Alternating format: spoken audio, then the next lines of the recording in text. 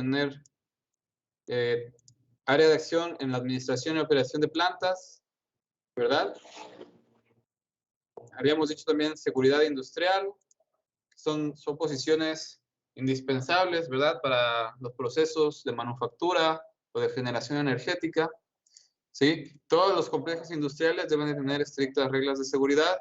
Ayer comentábamos, ¿verdad? Ayer nos comentaba uno de sus compañeros que le había tocado, ¿verdad? Una capacitación de seguridad y que le habían asignado su equipo de protección personal en la materia de organización industrial, ¿verdad? Ahorita al final de esta presentación les voy a platicar cómo vamos a trabajar las materias. Pero en la materia de organización industrial vamos a ver una sección principalmente que es abordada por la Ley Federal del Trabajo, ¿verdad? Que nos dice que toda organización en donde nosotros laboremos nos tiene que proporcionar el material necesario para poder desempeñar nuestras actividades de manera segura, ¿sí? No está en responsabilidad del trabajador comprar las cosas, la empresa debe suministrarnos el material, ¿sí? En el departamento de ventas también podemos nosotros formar parte del equipo de ventas, ¿sí? No es una posición muy tradicional para el ingeniero químico, pero al final de cuentas, ¿verdad? Para vender un producto o vender tecnología, vender conocimiento, pues es necesario conocerlo, ¿verdad? Y pues, ¿quién mejor conoce los procesos de manufactura donde se involucran cambios físicos y químicos que los ingenieros químicos, ¿verdad? Entonces, si estamos vendiendo tecnología, o si estamos vendiendo conocimiento, si estamos vendiendo un producto con una elaboración muy complicada, pues nosotros podemos aportar, ¿verdad? Un gran valor al departamento de ventas. En la parte de desarrollo de nuevos productos, nosotros también podemos hacer una buena participación. Va un poco de la mano con la parte de investigación y desarrollo, pero pues enfocado principalmente a productos, ¿verdad? De la industria, ya sea de manufactura o de la industria energética, ¿sí? Aquí, ¿verdad? Muchas veces nosotros nos relacionamos como que la parte de investigación con el sector federal o el sector gubernamental, pero hay muchas empresas que tienen un departamento de investigación y desarrollo muy avanzado, ¿sí? Y muchas veces estas son las que principalmente hacen los avances más comercialmente más productivos, ¿no? Más significativos, porque muchas veces el sector gubernamental pues no es, digamos que no tiene la necesidad de generar utilidades, sino que es un poquito más flexible en ese aspecto, ¿verdad? Muy bien. En la parte de mantenimiento, ¿verdad? Mantenimiento programado, mantenimiento predictivo, las órdenes de mantenimiento. Al final de cuentas, pues esa administración, ¿no? Cae dentro de la administración de los procesos, también en la docencia, ¿sí?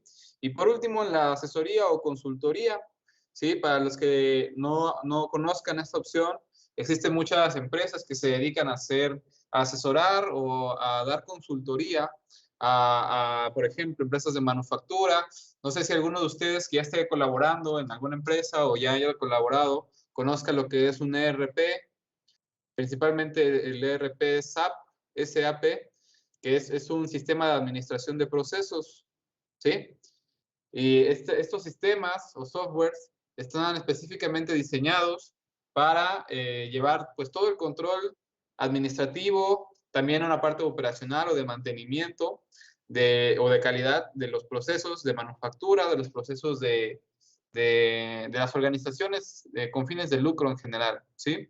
Existen empresas grandes de consultoría, como lo es Deloitte, que lo que hacen es precisamente desarrollan este tipo de softwares o de programas, ¿verdad? Para ser aplicados a todo tipo de industrias. Y una vez que ya se lo vendieron a la industria, pues deben asesorarlos, deben capacitarlos. Después la empresa les puede pedir que generen más módulos, ¿verdad? Un módulo de ventas, un módulo de calidad, un módulo de mantenimiento, etcétera. Y bueno, al final de cuentas, para poder crear el vínculo, ¿verdad? Entre el desarrollador de software y la empresa objetivo, pues hay que conocer los procesos. Y el ingeniero químico, pues puede ser el vínculo, ¿verdad? Entre estas empresas de consultoría y las empresas objetivo, ¿verdad? Muy bien. Alguien que no haya participado ayer en cuanto en cuanto a sus intereses, que nos quiera comentar cuál de estas actividades les llama la atención, o aunque hayan participado, recuerden que les voy a tomar en cuenta sus participaciones, y quien no participe, pues no va a tener el 10%, ¿verdad?, de participaciones al final del curso, en la calificación. Si nadie quiere participar, yo agarro a alguien al azar. A ver, compañero Andrés.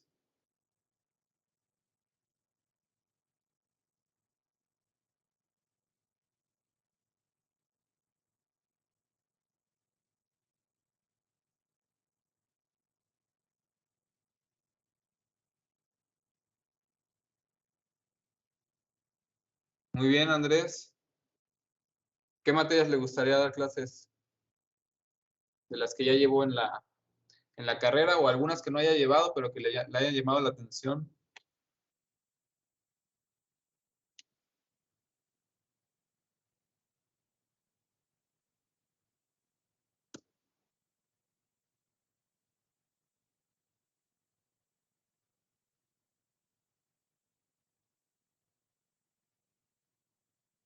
Muy bien, pues adelante, si eso es lo que le gusta, le apasiona, adelante.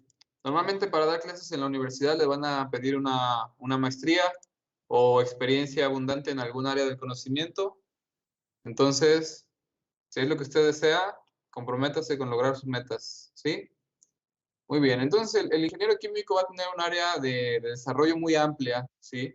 No nada más nos podemos enfocar a la parte de producción como tal, sino todo lo que engloba, ¿verdad? Un sistema productivo, un sistema, una organización con fines de lucro, una organización de manufactura, una organización de generación energética, ¿sí?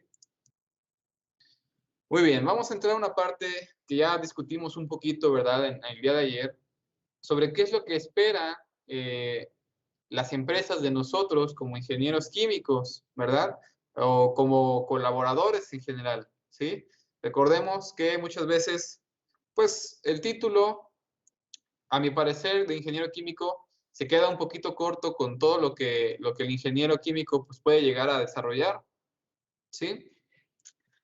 Lo principal que siempre tenemos que tener en mente, ¿verdad? Esta palabrita que está aquí, la voy a hacer más grande. La palabra utilidades, ¿verdad? Que hace referencia a las ganancias económicas que vamos a estar generando para una empresa privada, ¿sí? ¿Por qué hago énfasis en que sea una empresa privada?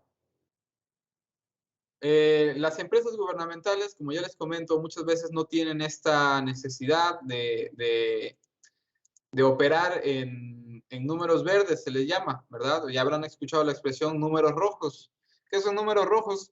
Es cuando una empresa no está generando las utilidades que se esperan, ¿verdad? De ella, o que está pues perdiendo, ¿no? Está perdiendo dinero o no está generando el que se había planeado. Y bueno, estas empresas, las empresas privadas no se pueden dar el lujo de estar operando en números rojos, tienen que buscar la manera de generar utilidades a una tasa que anteriormente se había programado, ¿verdad? El hecho de que una empresa genere utilidades o muy poquitas utilidades no significa que le esté yendo bien. Hay una cantidad mínima de utilidades que se esperan, ¿verdad? Que pueda generar una empresa. A ver, de favor, para que estemos en la misma sintonía, compañero, compañera Juana Alamillo, ¿qué son las utilidades? ¿A qué me refiero con utilidades?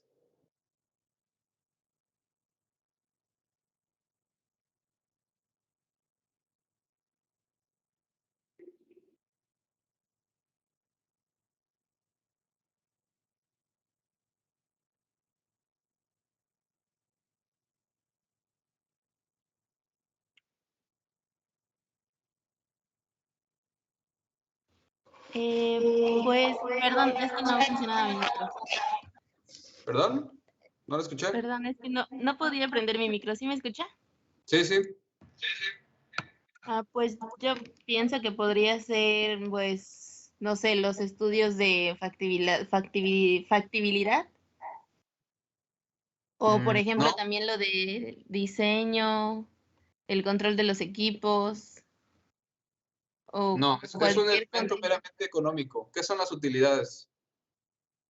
¿Las utilidades en general o en ingeniería química? Las utilidades en los negocios.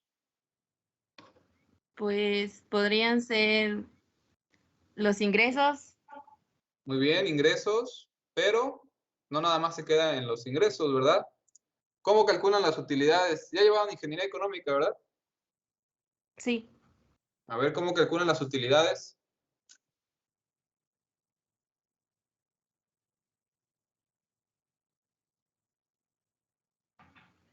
A ver, ¿quién sabe la diferencia entre un ingreso y la utilidad? ¿Cuál es la diferencia entre ingresos y utilidades?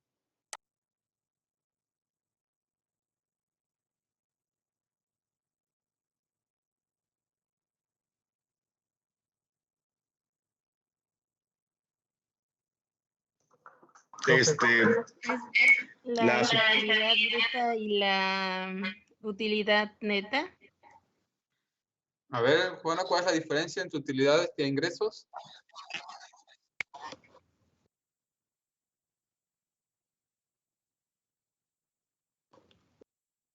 A ver, señores, ahorita en esta clase, ¿verdad? Vamos a intentar aplicar todo el conocimiento de las materias que ya llevaron en sus semestres pasados, ¿sí? Las utilidades son uno de los aspectos económicos más importantes en una empresa. A ustedes los van a contratar para generar utilidades. Pero cómo van a saber ustedes cómo generar utilidades si no saben cómo se calcula una utilidad? El profe, el ingreso es el valor bruto que una empresa obtiene y la utilidad es el ingreso disminuido por los costos y gastos. Muy bien. Entonces, ¿cómo calcula la utilidad? Ingresos menos costos y gastos. Sería precio de venta menos precio de costo. A ver, ¿quién dijo ingresos menos costos o gastos? Yo, Guadalupe. yo dije que sería, sí, yo dije que sería Muy bien, precio de, ¿cómo se dice? Precio de venta menos precio de costo muy bien, para hacer Guadalupe. una utilidad. Exactamente. A ver, pongan atención todos, por favor. Las utilidades es lo que resta cuando después de generar un ingreso le restamos los gastos de producción o los gastos de operación, ¿verdad? Si nosotros tenemos que vamos a producir cemento, ¿verdad? Y producir 1 kilo de cemento nos cuesta, por decir números al azar, nos cuesta 10 pesos y lo vendemos a 15 pesos, ¿de cuánto son las utilidades por kilo de cemento? De 5 pesos, ¿no? Que serían los 15 pesos que lo vendemos, menos los 10 pesos que nos cuesta, nos quedan 5 pesos de utilidades, ¿sí? Entonces, tenemos varias maneras de generar utilidades, ¿verdad? Y eso es lo que las empresas esperan de ustedes. Eso es lo que las empresas quieren que ustedes siempre tengan en su mente, ¿sí? ¿Cómo podemos hacer que el margen de utilidades entre el precio de venta de nuestro producto y lo que nos cuesta producirlo sea mayor, ¿sí? ¿Quién me puede ayudar a deducir cómo podemos hacer que este margen de utilidades se incremente? Ayer yo ya hice algunos comentarios sobre esto. A ver. yo diría que para aumentar el margen de utilidades hay que hacer dos grandes cosas, que es lo que estoy viendo ahorita, estoy haciendo ahorita prácticas en Industrias Chain, que son dos cosas importantes. Una es reducir costos de materia prima y la segunda es reducir tiempos de producción. Ok, Con eso aumentas el margen de utilidades bastante. muy bien, Miguel Ángel. Le estoy tomando la participación a Guadalupe y Miguel Ángel, que están participando bastante bien. También podría ser reducir los costos de las operaciones, o sea, disminuir la cantidad de energía, disminuir la cantidad de las utilidades necesarias. Ok, optimizar recursos, muy bien, Rosa. Optimizar recursos, ¿verdad? Porque estamos hablando de que cada recurso, cada materia prima que nosotros estamos empleando, pues tiene un costo, ¿sí? Y si nosotros podemos reducir ese consumo sin perjudicar la producción. O sea, es decir, si vamos a consumir menos materias primas o menos recursos y vamos a producir lo mismo, con la misma calidad, con el mismo nivel y lo podemos vender al mismo precio, ¿qué estamos haciendo? Pues estamos incrementando el margen, ¿verdad?, de las utilidades que le podemos nosotros agregar a la empresa, ¿sí?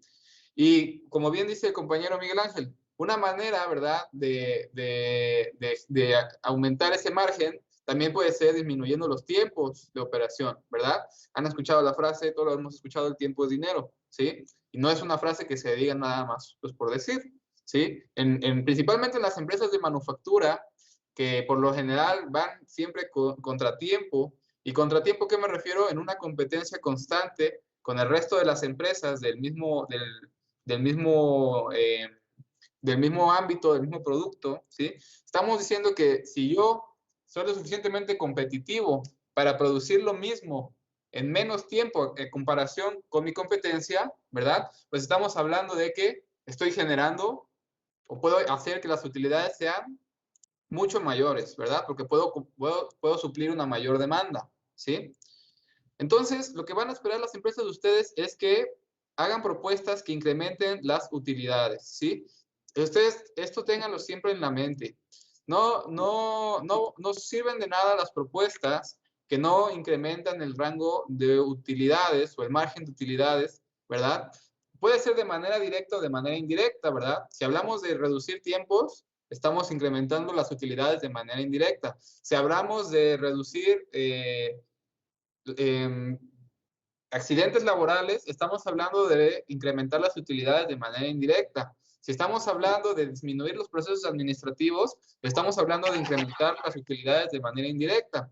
Entonces, no nada más hay que verlo como qué puedo hacer para generar o para disminuir recursos o para optimizar procesos, etcétera. Hay muchas maneras de generar utilidades y esto ustedes lo van a ir aprendiendo cuando se desempeñen en un puesto u otro, ¿verdad? Cada puesto... Profesor, Sí, dígame. tengo una duda. Y cuando, por ejemplo, nosotros hacemos una propuesta así como, no tanto, bueno, tal vez sí sea para la empresa, pero más que nada para el personal, ahí se generaría una utilidad o no sé cómo sería, o sea, sería una propuesta para la salud del trabajador. Ok, miren, aquí lo que yo le puedo decir, Guadalupe, no sé, me imagino que tendrá alguna idea o por algo lo pregunta, pero vean, si usted quiere que su superior le compre su propuesta, si usted quiere que las cabezas de la organización adopten su propuesta, tiene que justificarla por el ámbito económico o de seguridad o medioambiental. ¿Por qué? Porque la seguridad y el medio ambiente, al final de cuentas, también se traducen en indicadores económicos, ¿sí? Entonces, si usted puede justificar que su propuesta va a tener un impacto a favor de la organización en términos económicos, ¿verdad? Muy probablemente su supervisor le tome en serio su propuesta, ¿verdad? Pero si usted hace una propuesta en donde no se va a ver reflejado un mejoramiento o un impacto real, pues realmente difícilmente va a ser algo aceptado o va a requerir un mayor trabajo, un mayor esfuerzo para que esta propuesta sea aceptada. Ahora, ¿qué pasa? Si yo hago una propuesta, ¿no? En donde digamos que me va a generar, por decir algo, le va a generar a la empresa 1 millón de pesos anuales extra, ¿no? Pero implementarla le va a costar 5 millones anuales, pues entonces ya es una propuesta que no está generando utilidades. ¿Sí me explico? Entonces, cuando ustedes hagan una propuesta, tienen que evaluar varios aspectos y tienen que argumentar por qué la propuesta que ustedes están generando, pues tiene fundamento, ¿verdad? ¿En qué aspectos? Económicos, seguridad o medioambiental, ¿sí? Y todo lo que eso englobe, ya sea tiempos de producción, consumo de recursos, disminución de accidentes, disminución de recursos, de desperdicios de los que hay que disponer, ¿verdad? O sea, al final de cuentas, en el área en la que ustedes se desarrollen, tienen que entender el trasfondo de la actividad que ustedes están realizando. Si a ustedes les ponen a supervisar la operación de un equipo, no nada más se queden o se metan, ¿verdad? en cómo funciona el equipo o en cómo opera el personal, sino intenten irse más allá, ¿no? Cómo la operación de lo que yo estoy supervisando impacta en otras áreas y en términos económicos, pues, ¿qué tanto puede impactar las decisiones que yo tome, ¿verdad? O las propuestas que yo haga. Es un enfoque que ustedes tienen que tener como ingenieros, como todos los ingenieros en general, es un enfoque que tenemos que adoptar siempre, ¿sí? Cómo argumentar que nuestras propuestas y las opciones de mejora, cómo ayudan a la empresa, porque al final de cuentas lo que espera de una empresa de ustedes es que generen utilidades, ¿sí? ¿Sí queda clara esta parte? Sí, profe. Yo estaba pensando en, en la manera en que se podría justificar, o sea, ¿existe alguna manera en que uno pueda justificar matemáticamente, no sé, un proyecto para mejorar la salud del trabajador? O sea, no de seguridad, sino de comodidad del trabajador para que trabaje mejor. Sí, claro, existen muchos proyectos, por ejemplo, si han escuchado el término ergonomía, ¿sí? Existe, por ejemplo, es un término que precisamente se enfoca en que el trabajador tenga herramientas o conocimiento para que trabaje de manera más cómoda. ¿Y en qué se traduce esto? Se traduce en que va a haber menos ausencia de los trabajadores por lesiones laborales, ¿verdad? Por enfermedades de trabajo, ¿sí? Se traduce en que va a haber menos retardos, menos faltas. ¿Qué pasa si hay mucha falta de personal? O sea, ¿qué pasa si en un proceso el personal tiende a faltar mucho por problemas de la espalda, por problemas de los ojos, por problemas respiratorios? ¿Qué pasa? El encargado del área tiene que buscar un sustituto, ¿verdad? Tiene que buscar a alguien que reemplace a este personal que está faltando, ¿sí? Y este reemplazo va a requerir capacitación, va a requerir que se le proporcione equipos de trabajo, va a requerir un periodo de aprendizaje antes de poder desempeñar su tarea correctamente. Entonces, todo eso se traduce lógicamente, pues, movimientos dentro del personal que no son deseables y se termina impactando en factores económicos, ¿verdad? Entonces, ahí Santana, dependiendo el área en el que se desarrollen, ¿verdad? Pues puede haber diferentes mejoras que justifiquen la propuesta, ¿verdad? Para que los trabajadores pues, tengan menos faltas o se lesionen menos, ¿no? Al final de cuentas, todo eso se traduce en indicadores económicos. Muy bien. Entonces, las empresas también esperan que nosotros estemos profesionalmente bien preparados, ¿sí? Que seamos profesionales. Es importante que ustedes definan el término profesional, ¿sí? Dentro de lo que ustedes ya conocen, dentro de sus valores, su ética, etcétera, tienen que tener bien claro para ustedes qué es el profesionalismo. Estamos hablando de puntualidad, integridad, honestidad, una serie de valores, ¿verdad? Que hacen que la empresa pueda confiar en ustedes en diferentes criterios, ¿sí? Y bueno, que estén bien preparados. Estamos hablando de tres aspectos principales, ¿verdad? Primero, técnicamente, es decir, que ustedes traigan los conocimientos teóricos, ¿sí? O prácticos, si se puede, de la universidad o del medio donde se hayan ustedes preparado, ¿sí? Porque si ustedes ya traen los conocimientos teóricos y prácticos, pues para la empresa va a ser es una curva de aprendizaje que la empresa ya no tiene que proveer hacia ustedes, ¿sí? Entonces, ustedes, muchachos, ya están en su último semestre, pero no por eso tienen que bajar la intensidad de lo que están aprendiendo, al contrario, ¿sí? Tienen que aprovechar estos últimos meses que les quedan, o estos últimos 2 semestres, para explotar al máximo a sus maestros, hacerle la mayor cantidad de preguntas. Si ya están haciendo sus prácticas, intenten transportar los problemas de sus trabajos hacia la universidad para que los maestros les puedan dar diferentes alternativas o puedan discutir. Al final de cuentas, en la universidad, ¿qué es lo bonito? O sea, ¿qué es lo padre de la universidad? La relación maestro-alumno es diferente a como la traían en la prepa, ¿verdad? La relación es un poquito, es más intelectual, es un nivel de discusión mucho mayor y la mejor manera de aprovechar esa relación es pues explotando a sus maestros, haciéndoles preguntas difíciles, ¿sí? Transportando problemas de la industria a la academia para que podamos tener un intercambio de ideas y bueno, ustedes se lleven más conocimiento de lo que el maestro tenga pensado de un principio aportar, ¿verdad? Después, se espera que de ustedes que tengan liderazgo, ¿sí? La palabra liderazgo engloba una serie de características bastante amplias, ¿sí? No existe un tipo de líder ideal, ¿sí? Existen diferentes tipos de liderazgo y, bueno, lo importante es, vamos a entrar en el tema más a profundidad más adelante, pero lo importante es que ustedes entiendan el valor del liderazgo en un equipo de trabajo, ¿sí? Ustedes, cuando sean supervisores, coordinadores o gerentes, la posición que tengan, indiscutiblemente van a tener que colaborar con otras personas, ¿sí? Precisamente es lo que hace, es lo que le da fuerza a una organización, ¿sí? La cooperación entre el personal. Y el liderazgo es lo que les va a permitir a ustedes que esta cooperación y esa colaboración se lleve a cabo de la manera más efectiva posible. Lo platicábamos el día de ayer, ¿verdad? ¿Qué pasa? Aquí las personas que ya hayan trabajado en donde sea, no tiene que ser un ambiente industrial, puede ser en un comercio, en un negocio familiar, en donde ustedes quieran. Las personas que ya hayan laborado o incluso en un trabajo en equipo, ¿no? De la universidad, se habrán dado cuenta que si no hay comunicación efectiva entre los miembros del equipo, ¿verdad? Muchas veces, para empezar, la distribución de tareas no va a ser uniforme, ¿sí?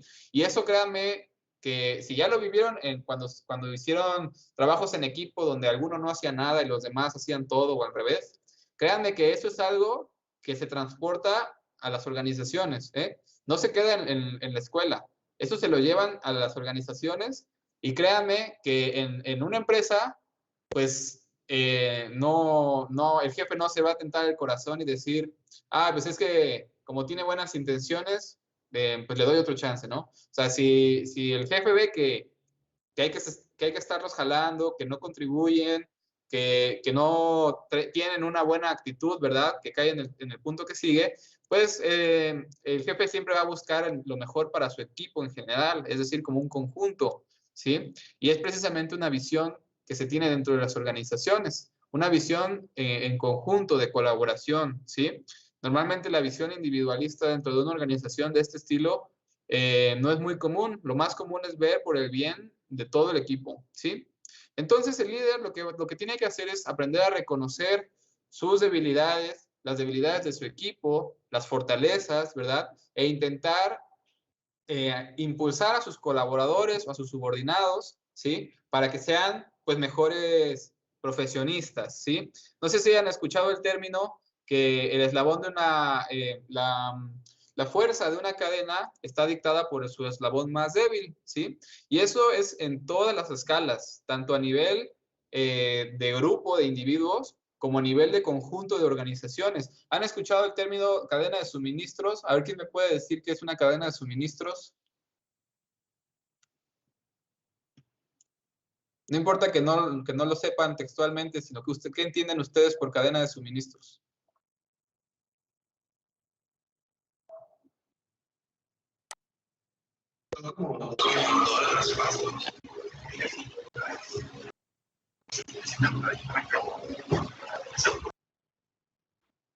Muy bien. Así es. Son, por ejemplo, todas las empresas que están involucradas desde la producción de las materias primas en las actividades primarias hasta la entrega al usuario final, ¿verdad? Si estamos hablando, por ejemplo, de la producción de etanol, ¿no? La materia prima, estamos hablando de que la cadena de suministro se compone desde el campo donde se produce la caña, ¿verdad? Pasando por el ingenio, pasando por los transportistas de las melazas, pasando por la planta de etanol, posteriormente el envasado, hasta que llega al usuario final, ¿verdad? Incluyendo, por ejemplo, las tiendas donde se vende ya el alcohol o las farmacias, etcétera, ¿no? Entonces, la cadena de suministros, al final de cuentas, pues es eso, ¿no? Una serie de eslabones en donde se requiere la coordinación de esos múltiples eslabones para poder tener un desarrollo, una producción eficiente, ¿sí? Hoy en día, las empresas más grandes, estamos hablando de las transnacionales gigantes, ¿no? Por poner ejemplos, Heineken, Holcim, Grupo Modelo, Volkswagen, vaya, todas las empresas que ustedes imaginen bueno, que han escuchado que son grandes transnacionales, lo que están haciendo hoy en día ya no nada más se enfocan en sus propios procesos, ¿sí? Ya no nada más se enfocan en lo que es de su propiedad. Lo que hacen estas empresas ahora, ya van con sus proveedores y capacitan a sus proveedores, invierten en sus proveedores, en infraestructura. ¿Por qué? Porque ellos saben que si sus proveedores son mejores, ellos van a tener mejores materias, mejores piezas, ¿verdad? Van a tener una proveeduría de muchísimo mayor calidad, ¿sí? Y eso les va a impactar positivamente también a su negocio, ¿sí? Entonces, por ejemplo, en Volkswagen, ¿no? Es una empresa que ensambla vehículos. Al final de cuentas, por ejemplo, aquí en México, ellos, por lo que yo tengo entendido, no producen las aleaciones y muchas de sus piezas las compran a otras empresas, ¿sí? Empresas de plásticos, de hules, de pieles, etcétera. Entonces, de metales. Entonces, si ellos quieren realmente ser más competitivos que la competencia, por ejemplo, que Honda, que Toyota, etcétera, ¿qué es lo que tienen que hacer? Tienen que influir en sus proveedores, invertir, capacitar a sus proveedores para que ellos tengan un proceso productivo muchísimo más fino, muchísimo más desarrollado. ¿Y qué es lo que está haciendo entonces esa empresa? Está tomando el liderazgo de la cadena de suministros. ¿Por qué? Porque en primera tiene la capacidad para hacerlo, ¿sí? Y en segunda, porque entiende la importancia de desarrollar a sus colaboradores, ¿verdad? Y eso se lleva a cabo en todas las escalas. Entonces, si ustedes ya están trabajando, ya tienen a su mando o supervisan, ¿verdad? A un grupo de personas, intenten identificar esas cualidades que los distinguen a cada uno de ellos e intenten impulsarlos, ¿verdad? Para que sean cada vez mejores profesionistas, ¿sí? Para que sean cada vez mejores en su puesto de trabajo. Y si ellos son mejores en su puesto de trabajo, pues su equipo en general va a ser mejor. Y todo esto recae entonces en la actitud, ¿sí? ¿Qué quiere decir la actitud? Pues quiere decir cómo confrontamos las situaciones, ¿verdad? ¿Con qué predisposiciones nosotros vamos a llegar a enfrentar los problemas, las situaciones, ¿sí? ¿Con qué mentalidad nosotros vamos a enfrentar todas las situaciones que se nos presentan dentro de una organización? ¿Qué pasa si el líder, y recae en lo que hablábamos ayer sobre la inteligencia emocional, qué pasa si el supervisor de un área un día llega apático o llega con flojera y no es capaz de cambiar su actitud? O sea, ¿qué va a pasar si un día tiene problemas en su casa o tiene problemas económicos, lo que ustedes quieran? O sea, son cosas que no se pueden evitar, ¿no? Son cosas de la vida. Pero cuando ustedes lleguen a laborar a algún lugar, tienen que tener la inteligencia emocional suficiente para controlar esas emociones y no dejar que influyan en su rendimiento, no dejar que influyan en sus colaboradores o en sus subordinados, ¿verdad? Tienen que tener una actitud activa, ¿verdad? Para controlar este tipo de emociones. Al final de cuentas, tampoco se les pide que sean máquinas y no tengan emociones. Lo que sí se les pide es que no dejen que estas emociones los dominen, ¿verdad? Y no dejen que estas emociones controlen sus estados de ánimo, sino que ustedes tomen el control de cómo enfrentan los problemas, ¿verdad? Y no es que sea algo obligatorio, pero definitivamente es algo que influye en la manera de cómo se desenvuelven en su trabajo y cómo los perciben también las personas que al final de cuentas van a evaluar su desempeño. Tomen en cuenta, muchachos, que en todas las organizaciones en donde ustedes se desarrollen, en todas, siempre va a haber alguien encima de ustedes evaluando su desempeño, ¿sí? Por mucho que escalen en el organigrama, ¿no? Siempre va a haber alguien que esté evaluando y midiendo sus resultados, su desempeño, que cumplen los indicadores, etcétera. Ya a menos de que ustedes sean los dueños de la empresa, ustedes se podrán dar el lujo de que nadie los evalúe, pero precisamente esa es la parte más complicada de ser el dueño de su propio negocio, ¿verdad? Nadie les va a estar diciendo si lo están haciendo bien o lo están haciendo mal. Ustedes tienen que ser autocríticos y decir, en el caso de que sean dueños de su propia empresa, tengo que mejorar aquí, tengo que mejorar allá. Pero si ustedes son parte de una empresa, es decir, no son los dueños, siempre va a haber alguien que los evalúe, siempre va a haber alguien que quiera que ustedes mejoren, ¿verdad? Siempre va a haber alguien que les esté midiendo sus resultados, ¿sí? Entonces, estas 3 características van a impactar directamente en cómo muestran estos resultados hacia sus supervisores, ¿sí? Muy bien. ¿Alguna pregunta hasta aquí?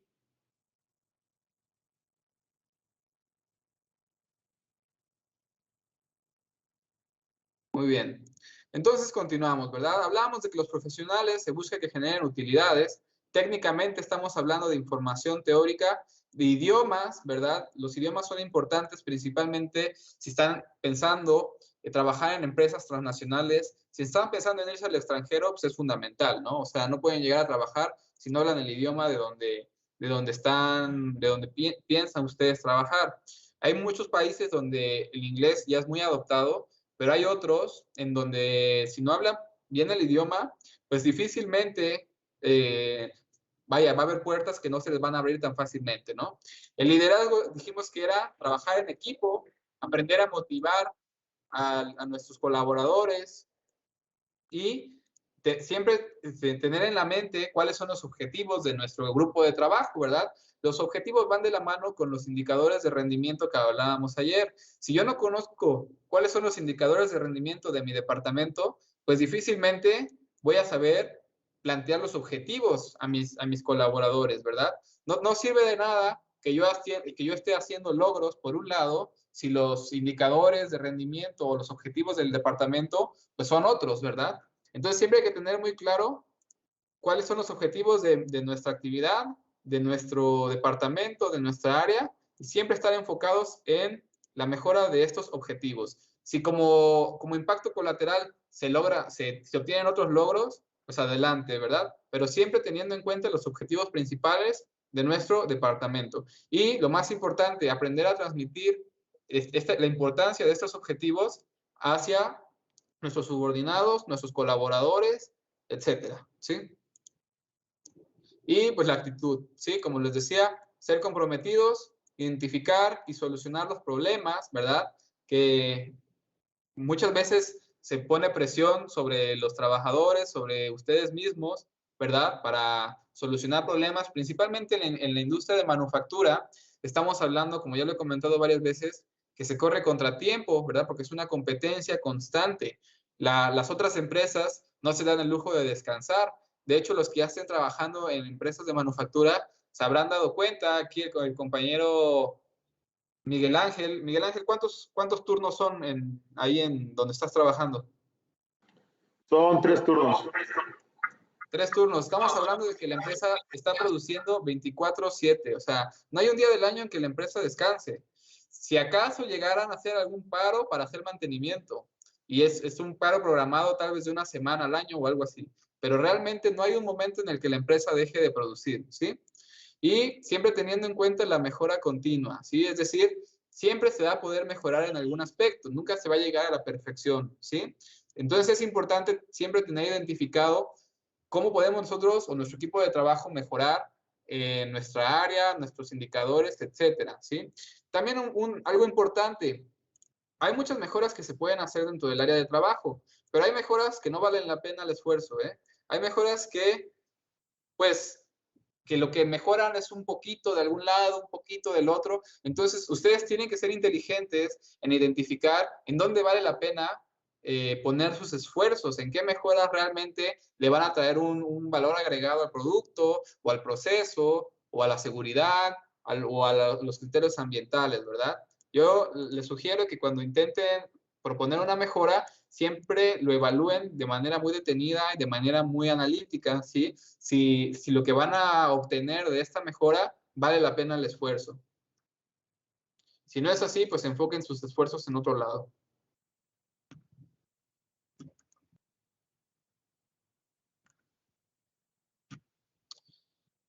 Muy bien. Este es un pequeño ejercicio, lo vamos a dejar para después. Realmente ahorita no tengo interés en que veamos esto. Pero bueno, una pequeña felicitación hacia ustedes, porque la verdad es una carrera muy bonita, es una carrera muy demandante también. Por lo general, los cargos que les van a asignar pues son de gran responsabilidad. Y bueno, al final de cuentas, las personas que hacen que las cosas pasen, pues son las que asumen este tipo de responsabilidades, ¿verdad? No es fácil, pero las recompensas y la gratificación profesional y económica, pues puede ser bastante satisfactoria, ¿sí? Muy bien, muchachos. ¿Alguna pregunta de la presentación? ¿Algún comentario que alguien quiera hacer?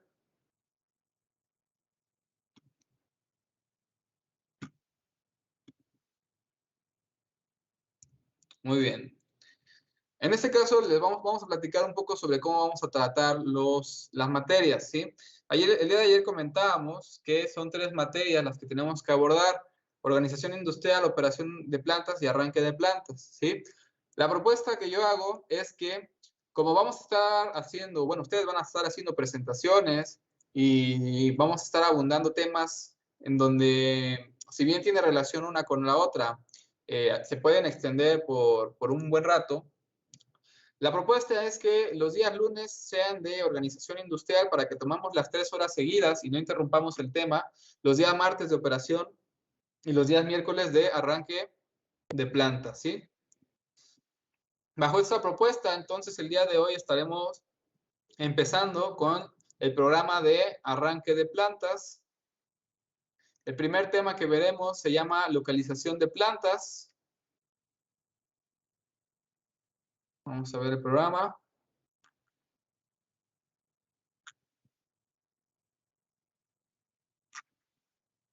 Localización de plantas, factores primarios y factores específicos, ¿sí? Yo espero que este tema no nos lleve más de 2 sesiones, ¿sí? Ya en la siguiente semana les voy a decir en qué va a consistir un proyecto que vamos a desarrollar a lo largo de todo el semestre, ¿sí? Que involucra que ustedes seleccionen un proceso que a ustedes les llame la atención, va a ser por equipos, y que involucra que ustedes seleccionen un proceso y puedan aplicar estos conocimientos, aunque sea de manera teórica, porque es lo que las posibilidades ahorita por la escuela en línea nos permiten, ¿verdad? Pues ustedes lo intenten aplicar a este proceso, ¿verdad? Entonces, es importante que vayan tomando nota, a pesar de que yo les voy pasando los apuntes, necesito que ustedes vayan anotando porque hay muchas cosas que yo voy comentando que no están en la presentación. Entonces, les pido de favor que vayan anotando lo más que puedan. Pero una pregunta, ¿de cuánto se va a poder el equipo? Todavía lo estoy definiendo, si van a ser, ¿qué somos? 35, si van a ser 8 equipos de 4 y 1 de 3, o 5 perdón, o 7 de 5. Todavía lo estoy definiendo bien.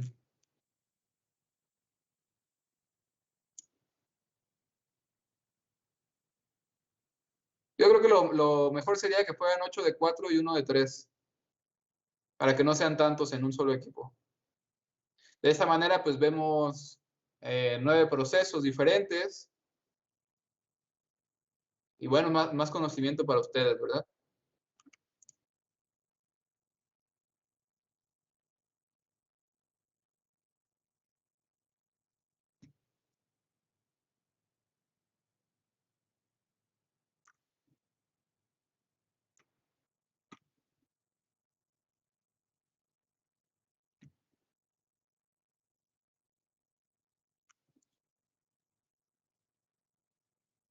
Muy bien. Entonces empezamos con el tema localización de plantas. Vamos a ver los factores que influyen en la decisión para localizar una planta, ¿sí? Vamos a ver unos ejemplos. Yo les voy a hacer unas preguntas sobre algunos. La idea es que vayamos abordando casos, ¿verdad? Que no nada más se quede en la parte teórica, sino que abordemos un poquito por ahí casos existentes, yo les haga preguntas. Lo que yo quiero es que ustedes se pongan a reflexionar todo lo que estamos hablando, ¿verdad? Que no nada más se escuche por ahí o se quede en el aire lo que les estoy diciendo, sino que también ustedes se pongan a reflexionar un poquito ahí las palabras, que reflexionen a profundidad el porqué de estas decisiones, ¿no? Y bueno, yo les voy a ir haciendo preguntas al azar aquí, tomando al azar a los compañeros, y necesito que participen porque les repito, quien no esté poniendo atención o quien responda cosas que no tienen nada que ver, no se le va a tomar en cuenta su participación, ¿sí? Recuerden que la participación vale el 10% de la calificación.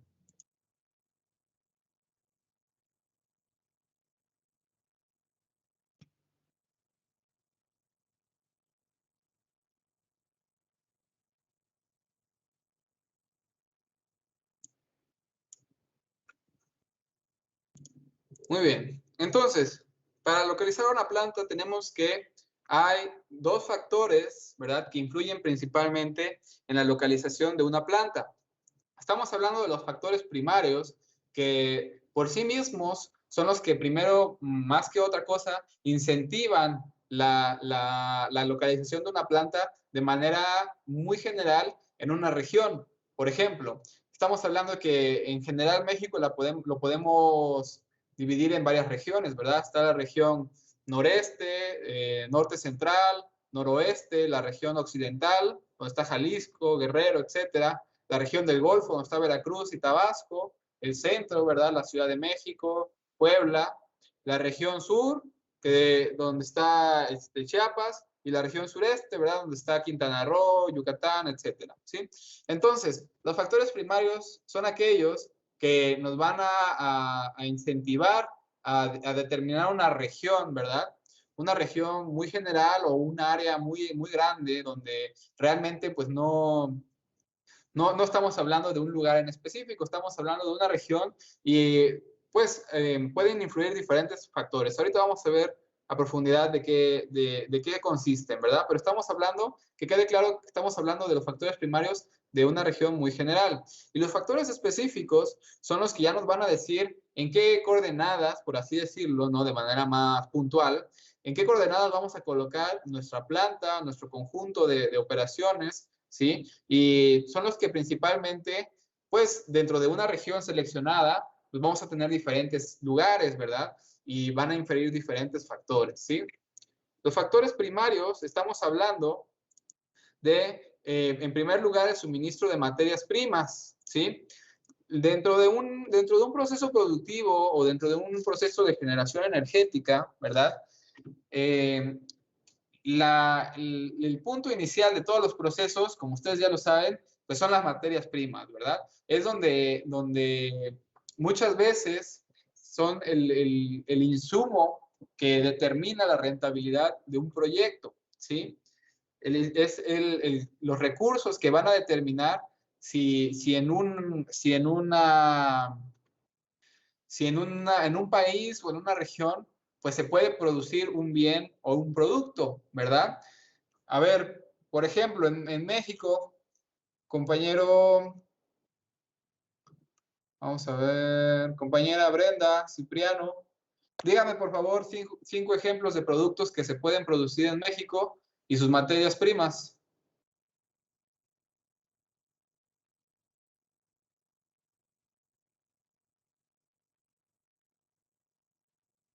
¿5 productos que se pueden producir en México?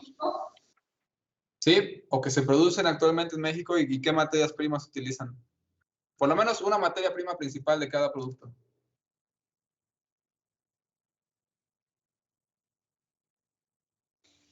Pues sería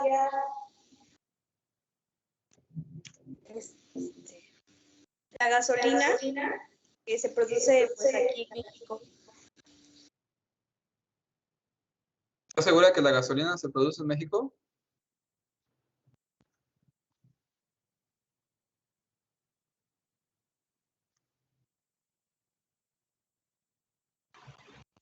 Profe, ¿podría ser la energía eléctrica? ¿Perdón? La energía eléctrica. A ver, gracias Maritza. Vamos a dejar que Brenda termine su participación y ahorita le doy la palabra a alguien más. A ver, Brenda, gasolina. ¿Su materia prima cuál sería, la de la gasolina?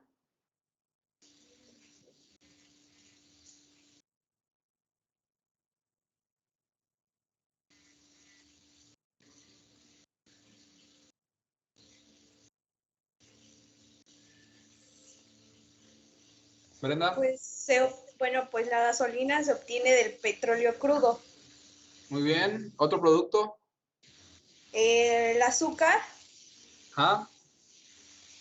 que pues la materia prima sería pues de la caña. Muy bien.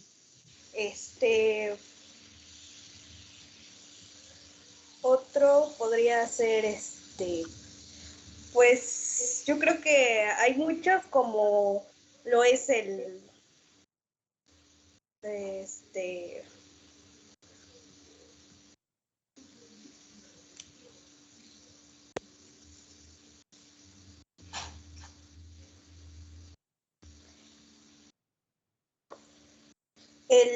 puede ser también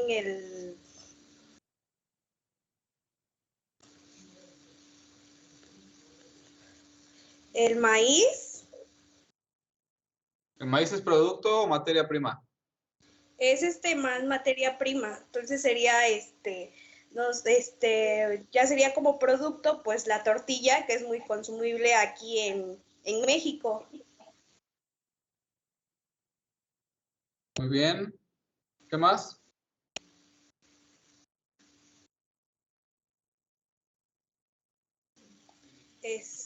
Pues también puede ser en el área, lo que es la ropa, que pues igual México igual tiene una gran cantidad de producción en lo que es el algodón.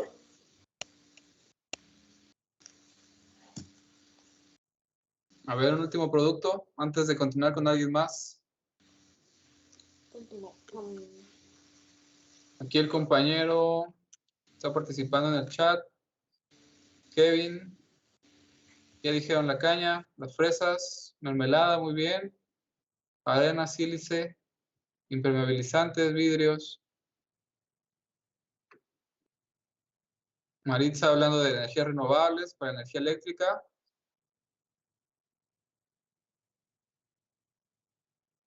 Ahí en la generación de energía no se le llama como tal materia prima cuando es, por ejemplo, hablando del sol, se le denomina fuente primaria.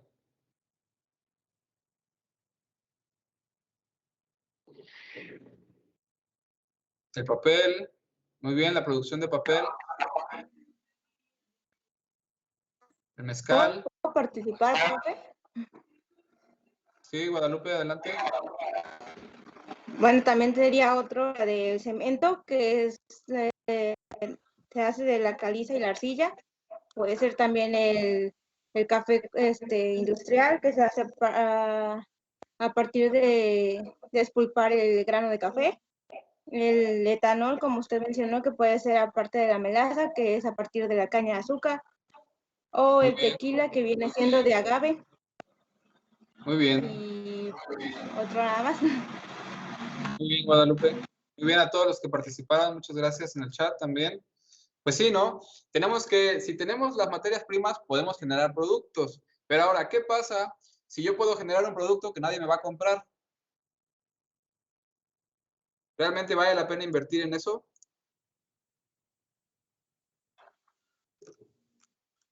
No, ¿verdad? Entonces caemos al segundo punto más importante de un factor primario, que es el mercado, ¿sí? Si existe la demanda, ¿verdad? Si existe alguien que me quiera comprar este producto, entonces conviene considerar la opción de generar ese producto, ¿sí?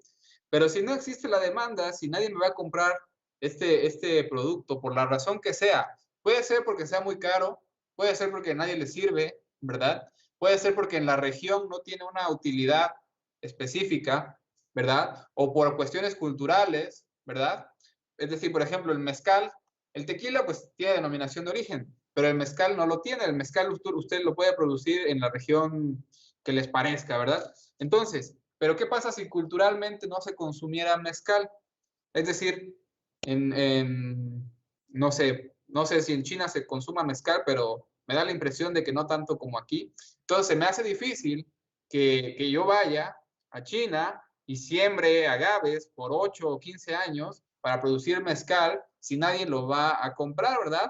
Por mucho que la tierra sea fértil lo suficiente para que yo pueda generar o cosechar el agave, o por mucho que ya haya agave allá, ¿verdad? Si nadie me va a comprar el mezcal, pues no tiene caso producirlo allá, ¿sí? Entonces el mercado es un factor sumamente importante para decidir si yo voy a poder producir un bien o un material, ¿verdad? Ahora, ¿qué pasa? Hoy en día hay muchas empresas, ¿sí? Que producen un producto en una región en donde ese producto no se vende, ¿sí? ¿Pero por qué? Pues porque los costos de producción son lo suficientemente bajos para que la transportación de ese producto hacia los puntos donde sí se ve, donde sí la gente lo va a comprar, aún así genere las suficientes utilidades. ¿Sí me explico?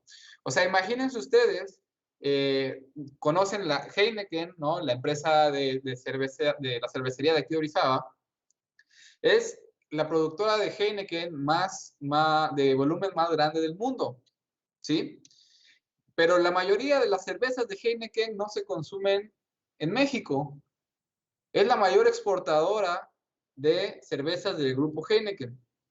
Eso significa que la mayor cantidad de cerveza que se produce en Orizaba se está consumiendo en otros países, ¿sí? ¿Y qué le llevó entonces a Heineken considerar que comprar la planta de aquí de Orizaba era una buena adquisición o una buena inversión?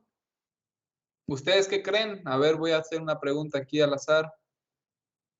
O alguien que levante la mano a ver que me dé una idea. ¿Sería por el menor costo de producción? A ver, ¿quién habló? Clemente Maravillas. Sí. Muy bien. ¿Sería por el menor costo de producción? Por el costo de producción, ¿verdad? Porque estamos hablando de que puede haber muchos factores en la región que hagan que el costo de producción de Heineken sea de Heineken aquí en Orizaba, sea tan barato, ¿sí? Que el hecho de transportar toda la cerveza hacia otros países no representa un impacto económico tan grande, ¿verdad? A ver, compañero Uriel, que levantó la mano. Yo lo veo también desde el punto de vista donde para producir la cerveza se requiere mucha agua. El acceso fácil en la región a mantos acuíferos también pudo haber sido una buena, una ventaja que ellos aprovecharon para poder establecerse aquí. Muy bien, exactamente, ¿verdad? Para producir un litro de cerveza me parece que se consumen 7 litros de agua o algo por el estilo, ¿sí? Y realmente en Orizaba tenemos un agua de una calidad excepcional, que si no fuera así, ¿verdad? ¿Qué tendría que hacer Heineken? Pues tratarla. Y muy probablemente ese tratamiento de agua, ¿verdad? Se consideraría o implica unos costos de operación muy altos, ¿sí? Aparte influyen otros factores, ¿verdad? ¿Qué pasa si el gobierno le dice, ¿sabes qué? Tú vente a instalar tu planta aquí en Orizaba y no te voy a cobrar el agua durante 20 años, ¿no? O no te voy a cobrar la renta durante tanto tiempo, o vaya, son incentivos que el gobierno hace, ¿verdad? Para que las empresas vengan y se establezcan en las regiones, ¿verdad? Ojo, aquí hay que ser muy críticos, ¿verdad? A mí, la verdad, a mí me gusta mucho analizar de todas las perspectivas, ¿verdad? El hecho de que una empresa como Heineken se venga a establecer aquí por la calidad y la cantidad de agua que tenemos, es bueno en los aspectos económicos, pero puede tener implicaciones ambientales, ¿verdad? ¿Alguno de ustedes escuchó el caso de la cervecería que se iba a poner en Zacatecas o Tamaulipas? No me acuerdo en dónde era. Se iba a poner una cervecería, creo que del grupo Modelo, y los pobladores de la región no dejaron que se colocara dicha cervecería, ¿verdad? ¿Por qué? Porque para ellos las implicaciones ambientales eran muchísimo mayores que los beneficios económicos que esta cervecería iban a traer, ¿verdad? Guadalupe, ¿quiere comentar algo?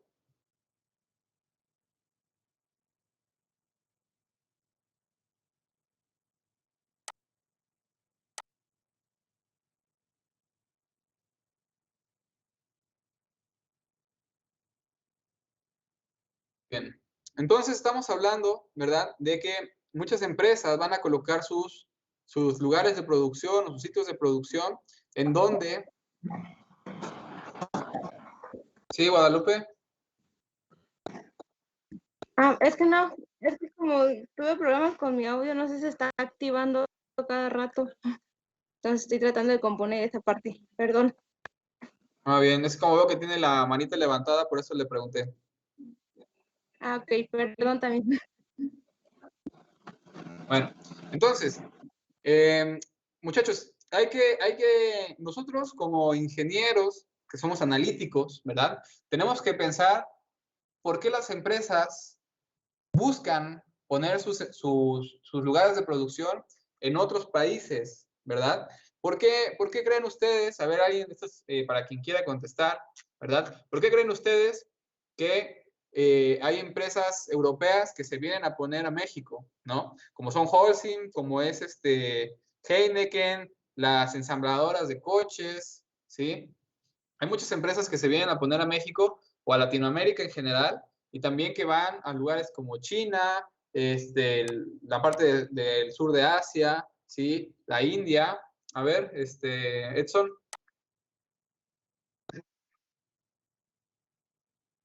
El costo de mano de obra.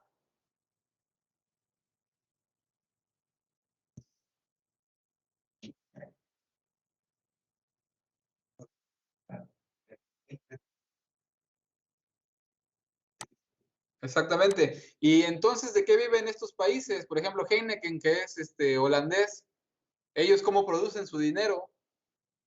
O Alemania, que es la ensambladora de carros, o Japón, que tiene sus empresas de carros, de ensamblaje de carros, ellos cómo producen su capital. ¿Cómo es que ellos tienen un PIB más grande que nosotros si nosotros somos los que estamos produciendo? A ver, Uriel. Bueno, yo lo que iba a comentar es que se vienen a establecer a nuestro país y en varios países de Latinoamérica, precisamente también por los beneficios fiscales que tienen.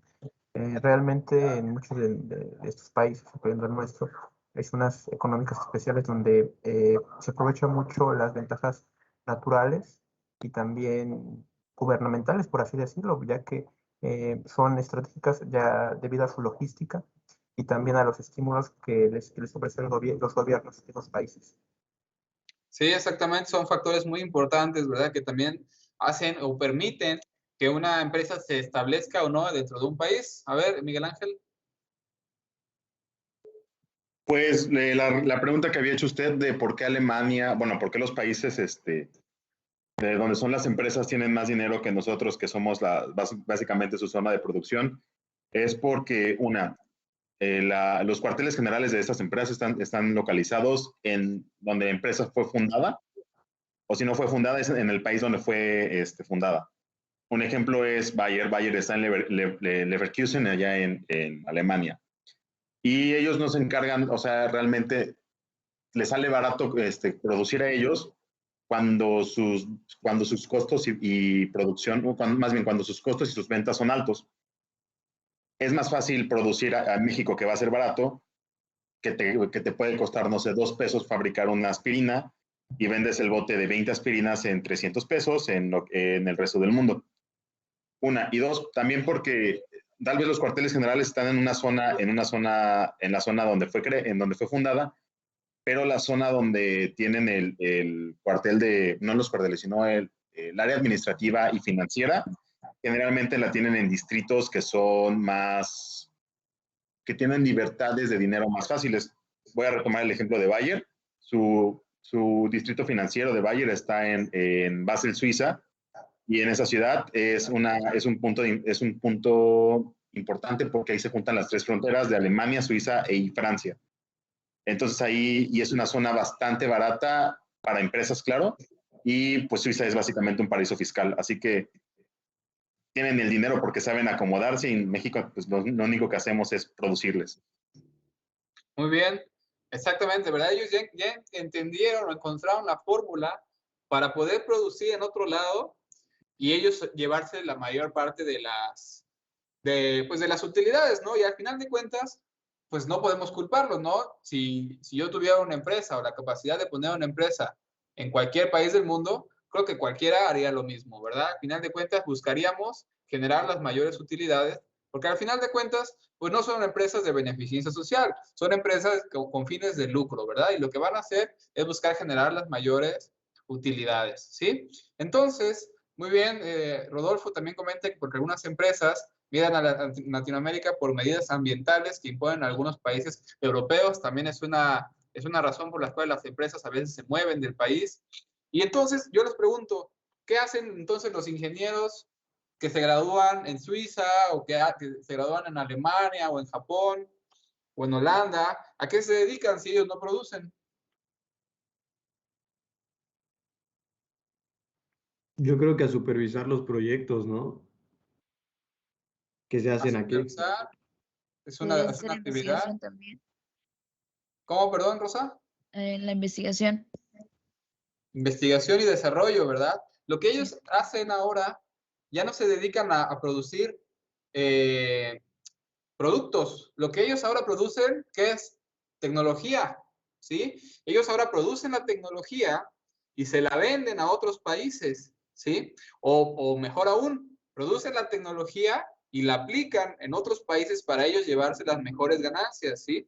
Entonces estamos hablando de que ellos no nada más no van a sufrir los impactos ambientales, sino que aparte se están llevando la mejor parte económica.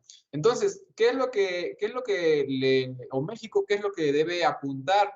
¿Qué es lo que debe intentar convertirse? Tenemos dos vías: volvernos un país de manufactura, un país superproductor de productos, ¿verdad? Un país que genere muchos productos de consumo, o podemos optar lo que han hecho otros países, que son los que se han vuelto con el desarrollo muchísimo más rápido de la última década, de los últimos 50 años, que se han dedicado a producir tecnología, ¿verdad? En México es muy difícil producir, o es difícil encontrar organizaciones que produzcan tecnología. Normalmente producen bienes o servicios, pero el desarrollo tecnológico son aquella entidad que desarrolla la tecnología, pues es la que al final la va a poder aplicar, vender o hacerlo con ella lo que él quiera, ¿no? Entonces México, si quiere extraer hidrocarburos, tiene que comprar tecnología. Si quiere producir energía nuclear, tiene que comprar tecnología, ¿no? Si quiere producir carros, tiene que comprar tecnología. Realmente nosotros no estamos generando desarrollo tecnológico, ¿no? Entonces, nosotros como ingenieros químicos tenemos también la opción de enfocarnos en desarrollar o participar en este desarrollo tecnológico. Ambas actividades son sumamente importantes para el país, ¿sí? Pero al final de cuentas, nosotros tenemos la libertad de decidir si queremos participar en actividades de producción o en actividades de desarrollo tecnológico, ¿verdad? Otro factor importante es el suministro de energía eléctrica y de combustible. Recordemos que para que una empresa o una planta de manufactura pues sí, de manufactura genere o trabaje, va a requerir de suministro energético, ¿verdad? ¿Cuál es el corazón de una planta de una planta química o de una planta de procesos físico-químicos? A ver aquí, compañero. Vamos a ver a alguien que no haya participado. Clemente Pliego, Andrea. ¿Cuál se dice que es el corazón de una planta química?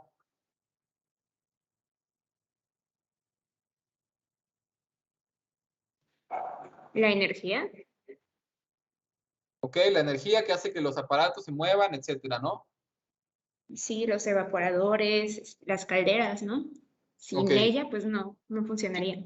Si pudiéramos hacer una analogía, ¿no? De que las tuberías de vapor son las venas, ¿no? ¿Cuál sería el corazón de la planta?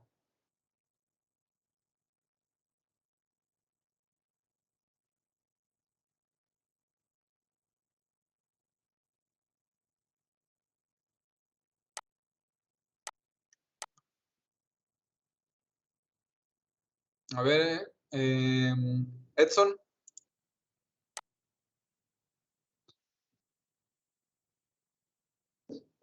Digamos que el vapor es la sangre, las tuberías son las venas.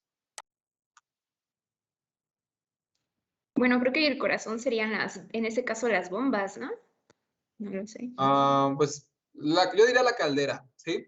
La caldera es lo que se le conoce como el corazón de una planta química, porque es la que va a estar suministrando precisamente el vapor a través de las líneas, ¿sí?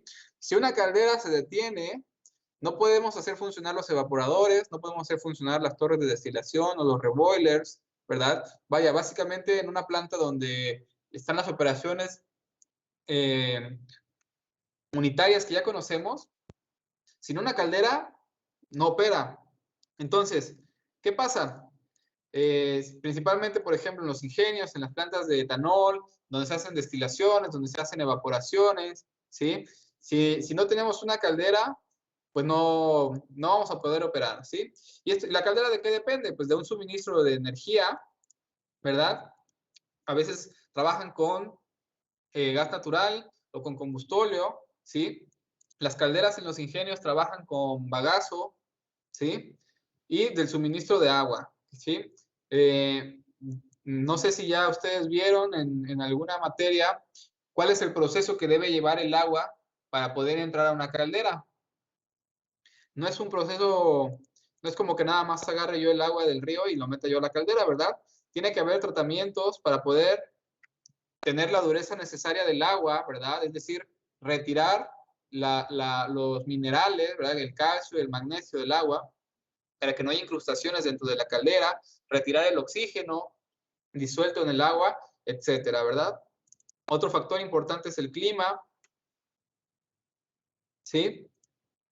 Si estamos pensando colocar una planta donde exista mucho intercambio de calor o mucho requerimiento térmico, ¿verdad? Y lo queremos poner en Alaska, pues vamos a tener problemas porque nuestras operaciones pues se van a enfriar, ¿no? Digo, es un ejemplo un poquito extremo, pero al final de cuentas son casos que hay que considerar, ¿sí? Estos están en orden de importancia, entonces el clima vendría siendo el aspecto menos importante de los factores primarios. Y los factores específicos, que son ya cuando tenemos nosotros localizada una región, ¿verdad? En donde queremos establecer nuestra planta, nuestra organización, etcétera. Estamos hablando de el transporte, ¿sí? Tanto de la materia prima, es decir, cómo vamos a hacer que la materia prima llegue del eslabón anterior de la cadena de suministros hasta nuestra organización y también del producto, ¿verdad? ¿Cómo vamos a hacer que nuestro producto llegue hasta nuestros clientes? Si el medio de transporte o las vías de transporte no son las aptas, ¿verdad? Pues el transporte puede significar un gran porcentaje del costo de operación de nuestras actividades, ¿sí? Y puede impactar negativamente en las utilidades del negocio.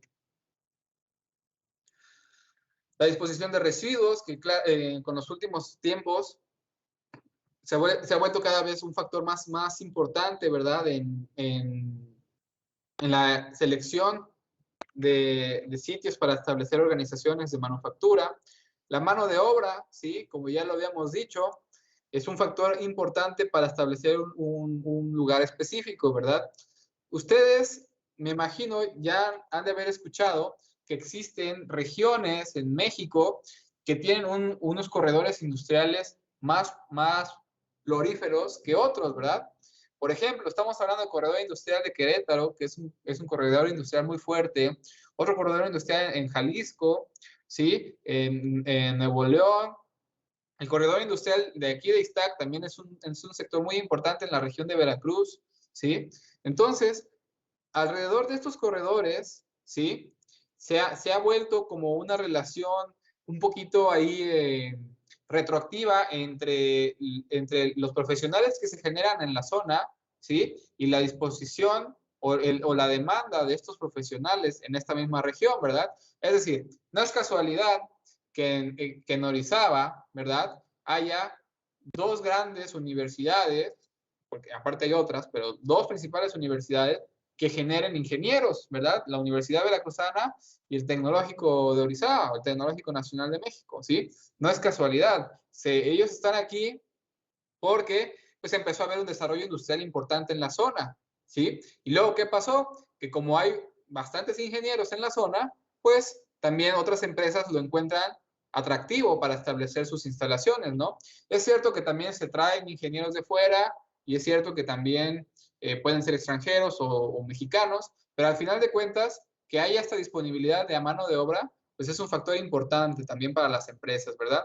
Como ya lo comentaron también los compañeros, las leyes reguladoras, ¿verdad? Principalmente en torno de facilidad o condonación ¿verdad? De ciertos costos y de impuestos, ¿verdad? Impuestos ambientales, impuestos de uso del suelo, de uso del agua, de uso de energéticos, características del lugar, estamos hablando de los tipos de terreno, ¿verdad? Que haya oportunidad de crecimiento, ¿sí? Que haya oportunidad de expandir la planta si lo requiere, ¿sí? Es decir, yo no voy a comprar un terreno que en 10 años me va a quedar chico, ¿sí? O que en 10 años yo no voy a tener para dónde crecer. Son características que la organización tiene que prever antes de decidirse por adquirir un lugar, ¿verdad? También, por ejemplo, ahorita en las siguientes diapositivas lo vamos a ver un poquito más a detalle. En México existe unas tuberías que distribuyen los recursos energéticos a través del país, ¿sí? Y el acceso a estas tuberías puede significar un menor costo de adquisición de estos recursos energéticos, ¿sí? Entonces las empresas van a buscar establecerse cerca de estas vías de suministro de recursos energéticos, ¿verdad? Factores de la comunidad, como habíamos comentado, el caso de esta cervecería del Grupo Modelo, que se quiso poner hace unos años, ¿no? Ahí no recuerdo bien la región que era, creo que Zacatecas, donde la comunidad pues no se los permitió. Y ya habían empezado con la obra y todo, ya habían adquirido el terreno y al final de cuentas la comunidad pues no se los permitió, ¿verdad? Entonces, pues es un factor importante. Ahora, por ejemplo, otro factor que ha frenado la inversión tanto pública como privada en el sector de manufactura en México, pues ha sido la inseguridad, ¿verdad? ¿Qué pasa cuando se quiere poner, por ejemplo, una refinería en alguna parte del Golfo de Veracruz y se sabe que los grupos criminales pues no van a dejar vivir cómodamente o tranquilamente a los colaboradores de estas instituciones? Pues es un factor importante, ¿verdad? Porque al final de cuentas, pues si nadie quiere trabajar en tu organización por la seguridad, vaya, al final seguridad externa, pero seguridad, pues puede impactar negativamente en tus rendimientos, ¿verdad? Por último, un caso extremo, pero que no se puede descartar, pues la vulnerabilidad a un ataque en tiempos de guerra, ¿verdad? Es decir, yo no voy a poner una planta en un país que es políticamente inestable o que tiene ideologías muy radicales. No, me imagino que ya han escuchado lo que está pasando en Afganistán, ¿no? Que ahorita es una situación muy delicada ahí con los talibanes y el gobierno afgano. Entonces, imagínense que hace, no sé, 10 años que ya tenía más o menos controlada la situación en Afganistán por la introducción ahí del ejército estadounidense, ¿verdad? Y ustedes hayan dicho, pues sabes que yo creo que poner una empresa en Afganistán pues puede ser factible, ¿no? Y la ponen hace 10 años y hoy pasa lo que pasó, ¿no? Que el gobierno decide pues, tirar la toalla y le entrega el mando a estas personas y ahora pues completa incertidumbre, ¿no? Ya la inversión extranjera completamente evaporada del país. O sea, son condiciones que hay que evaluar a la hora de hacer una inversión porque no son inversiones pues débiles, son inversiones muy fuertes que pues puede llevar a un grupo, ¿no? O a una organización transnacional a serios problemas económicos si no se toman cuidadosamente esas decisiones, ¿verdad? Muy bien, estamos hablando entonces, vamos a entrar más en detalle con cada uno de estos factores. Los factores primarios, como el primero que hablamos, el suministro de materias primas, que existan la disponibilidad de proveedores existentes o futuros, ¿verdad?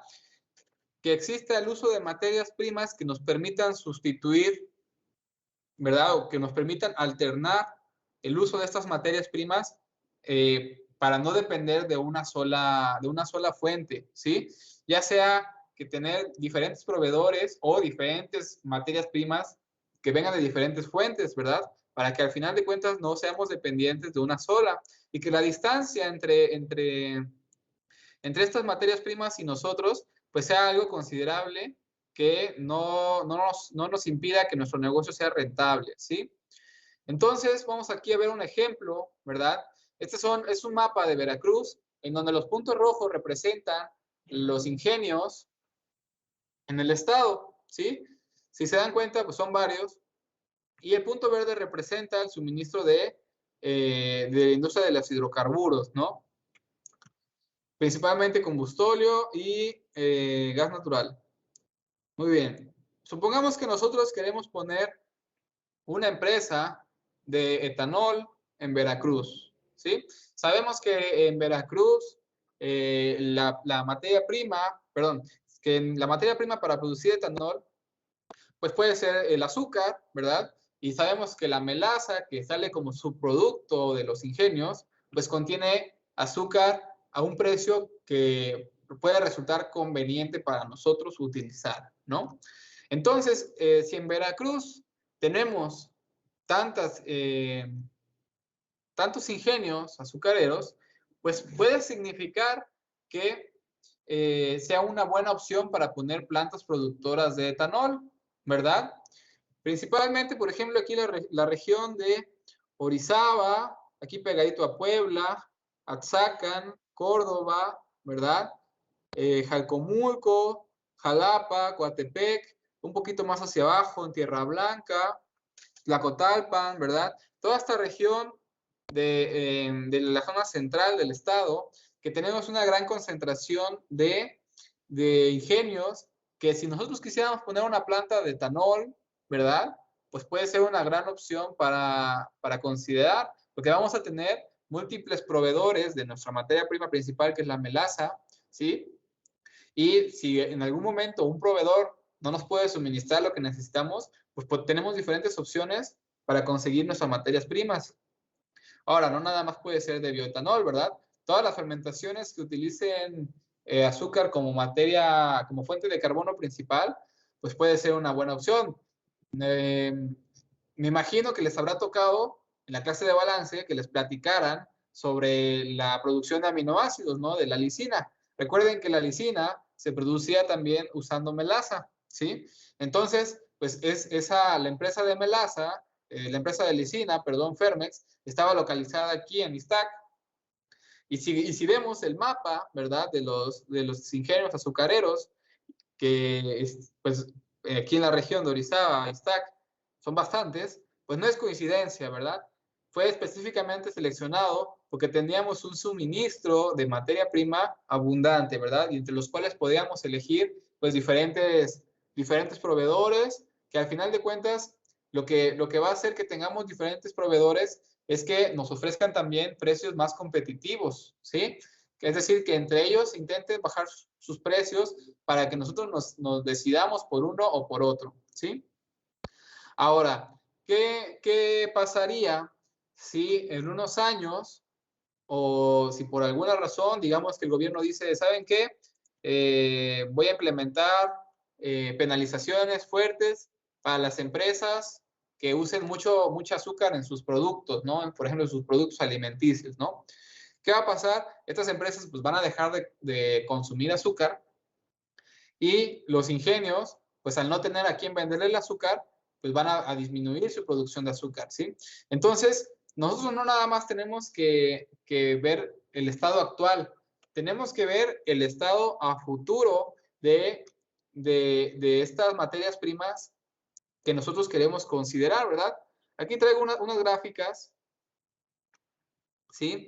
Sobre el comportamiento histórico del sector agroindustrial de la caña de azúcar en Veracruz. Vamos a ver. Si ponemos atención, ¿verdad? Y ponemos la gráfica de la superficie industrializada, estamos hablando de superficie de hectáreas donde se cultiva la caña de azúcar, empezando en 2008 y terminando en 2019, estamos hablando que la superficie industrializada de caña de azúcar ha incrementado de manera considerable en los últimos 10 años, ¿sí? Si analizamos la tendencia de la caña molida bruta, ¿verdad? En toneladas de la caña de azúcar, también podemos ver un incremento en la cantidad de caña molida en los últimos 10 años. Aquí en el año 2012 se disparó completamente la cantidad de caña molida.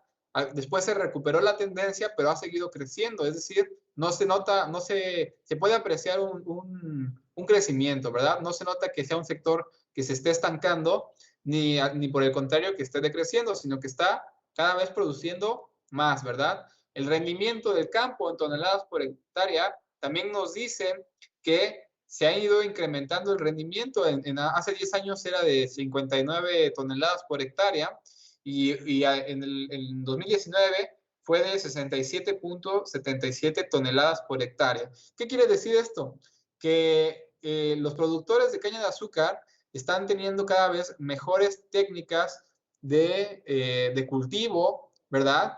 Mejores procesos en la agroindustria que les está permitiendo tener un desarrollo o un rendimiento muchísimo mejor en sus indicadores. Estos son indicadores de rendimiento de la industria azucarera, ¿sí? O KPIs, como lo estábamos comentando ayer. Aquí podemos ver que la industria de la caña de azúcar pues está desarrollando positivamente, ¿verdad? Está cada vez obteniendo mejores rendimientos en toneladas por hectárea en su sector. Y eso es un indicador positivo si nosotros quisiéramos poner una empresa que depende de la caña o de sus subproductos, como lo es la melaza, ¿verdad? El rendimiento agroindustrial, ¿sí? También está creciendo. La producción de azúcar total en miles de toneladas ha ido creciendo, ¿sí? Que si quisiéramos poner una empresa de etanol, pues significa que vamos a tener más azúcar para producir etanol. Y el rendimiento de la fábrica, aquí hay un proceso, aquí hay un comportamiento un poquito más estancado, ¿sí? ¿Qué quiere decir? Que probablemente los ingenios en Veracruz no han estado o no han implementado, estamos hablando de todos los ingenios en general, no de uno en específico, no han implementado las herramientas o las tecnologías o las mejoras necesarias para que haya un incremento constante, ¿sí? Entonces puede ser que en el aspecto tecnológico este sector esté un poquito estancado, ¿sí? Entonces, esto significa que hay áreas de oportunidad, ¿verdad? De, pues, tal vez adquirir tecnología del extranjero para poder hacer los negocios de la industria azucarera más competitivos, ¿verdad? Aquellas personas que se estén interesadas en desarrollarse en los ingenios azucareros, aquí pueden encontrar una oportunidad, ¿verdad? De desarrollo en las empresas que les interesan, ¿verdad?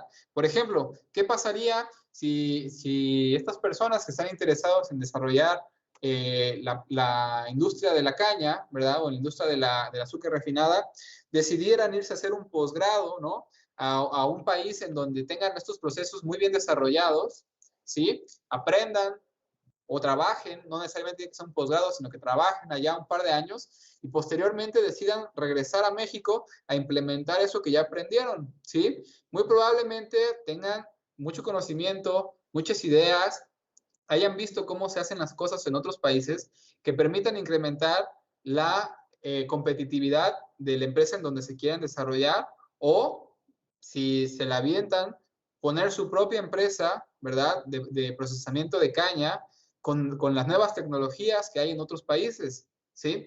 Lo que les puede dar una ventaja competitiva muy superior.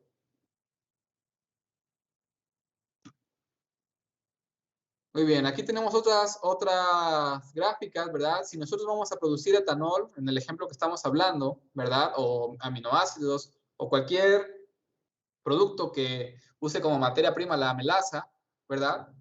Aquí tenemos una gráfica de la producción de miel final a 85 Brix, que es la melaza, en miles de toneladas. Estamos viendo que la producción de melaza ha ido incrementando en los últimos 10 años, ¿sí? De los 513 miles de toneladas a los 841,000 toneladas al año, ¿sí? Es un buen indicador que nos dice que el sector está creciendo y que vamos a tener materias primas disponibles, ¿sí?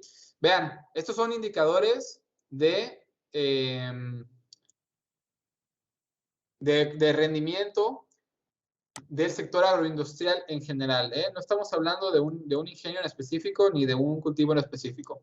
Por ejemplo, el tiempo perdido, ¿sí? Estamos hablando de, por ejemplo, tiempo de mantenimiento, tiempo de retrasos, ¿verdad? Etcétera. Disculpe, es que creo que dejó de compartir. ¿Perdón? Creo que dejó de compartir su pantalla. A ver. ¿Ya se ve? Sí, profe. Ya se ve, gracias. Muy bien. Entonces, estamos hablando, ¿verdad?, de que estas gráficas, ¿verdad?, la primera que hablamos sobre la producción anual de melaza, nos está hablando de un incremento en la producción y eso es un indicador positivo si nosotros queremos poner una planta de etanol, ¿verdad? Porque vamos a tener más materias primas. En este caso, este indicador que es el tiempo perdido en porcentaje, ¿verdad? Como ha habido años donde ha habido mucho tiempo perdido, hasta el 25% del tiempo perdido, ¿verdad? Es un tema serio, pero ha habido otros años en donde ha sido muy bajo, por ejemplo, el 16% en 2018, ¿no? Tiempo perdido por lluvias, consumo de vapor en kilogramos por kilogramo de caña. ¿Qué les dice a ustedes el consumo de vapor en kilogramos por kilogramo de caña? A ver, ¿quién tiene una idea sobre qué les dice a ustedes ese indicador? Lo hablábamos ayer, ¿verdad? Recuerden que en el proceso de la caña se usa mucho vapor para mover los molinos y para los evaporadores. ¿Qué les dice a ustedes? Que el consumo de vapor en kilogramos por kilogramo de caña haya ido descendiendo en los últimos 10 años.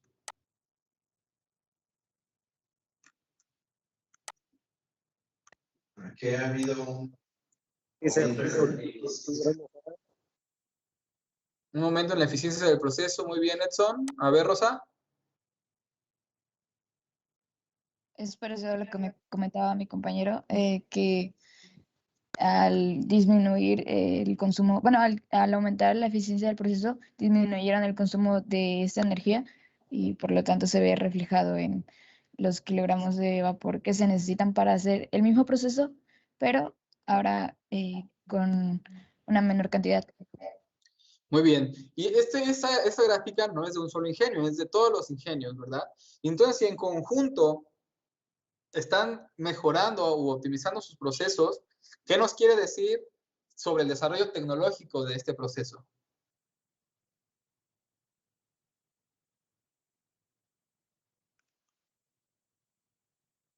Que de alguna u otra manera, ¿verdad? Las personas encargadas de tomar las decisiones, ¿verdad? Pues han tomado buenas decisiones, ¿sí? Ya sea importando tecnología o importando personal más capacitado o capacitando su personal que ya tenían, ¿verdad?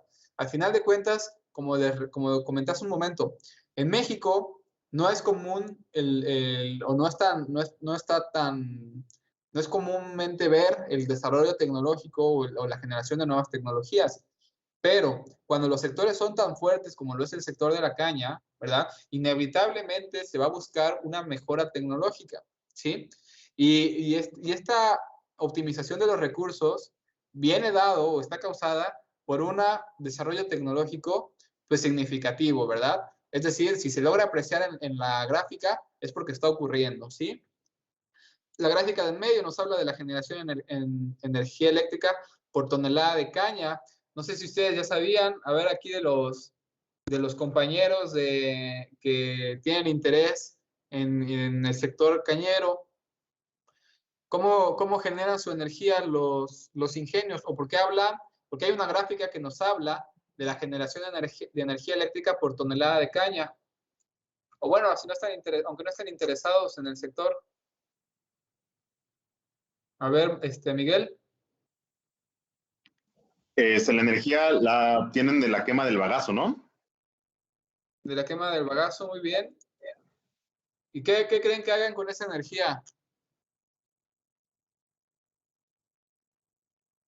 Pues la transforman.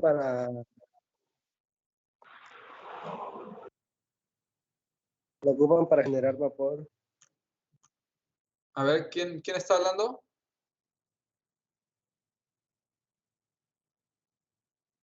Hasta donde tengo entendido, se ocupa el bagazo para generar vapor y así alimentar los procesos. Muy bien. Una parte de la energía, por ejemplo, se quema el bagazo, como bien dice Miguel Ángel, y se ocupa ese bagazo quemado para alimentar las calderas que genera vapor, ¿verdad? Ese vapor se usa para mover los molinos, para alimentar los evaporadores, ¿verdad? Y para alimentar las turbinas, ¿sí? Y las turbinas generan energía eléctrica, ¿sí? Y esa energía eléctrica es utilizada para satisfacer las necesidades energéticas del ingenio Y aparte hay energía eléctrica que no se consume, es decir, que sobra de esa energía que se produce, ¿sí? Entonces, esa energía que sobra, muchas veces los ingenios la incorporan a la red eléctrica nacional, ¿sí? En otras palabras, de alguna manera se la venden a comisión, ¿sí? Y es utilizada por otras organizaciones, ¿sí?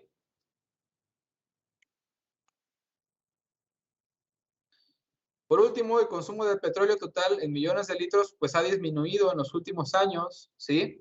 Lo que quiere decir pues también optimización energética, probablemente una independencia de los hidrocarburos a partir de, vean cómo la generación energética de los ingenios ha aumentado y el consumo de petróleo ha disminuido, ¿verdad? No es coincidencia. Al final de cuentas, si los ingenios pueden producir su propia energía, pues no necesitan comprar energía de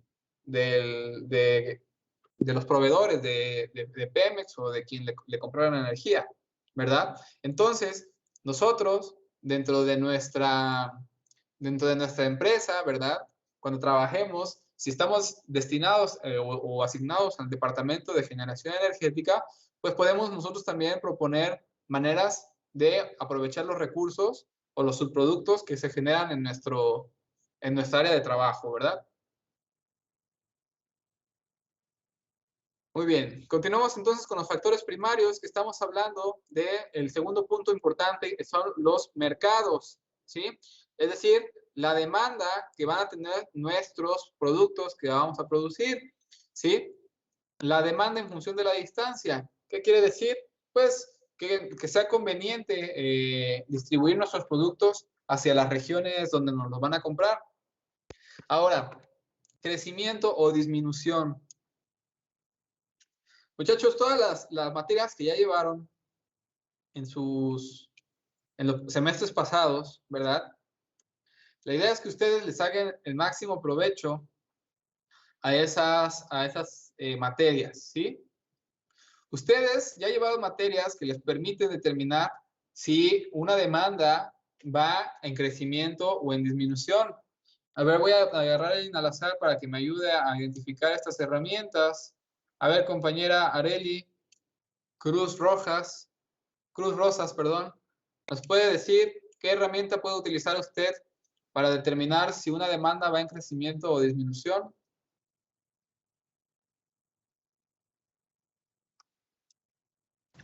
Disculpe, si una demanda va en crecimiento, ¿de qué, perdón?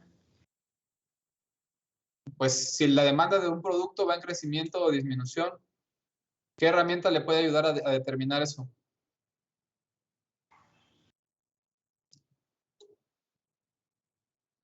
¿Ya lo vieron en geometría analítica o en estadística o en álgebra?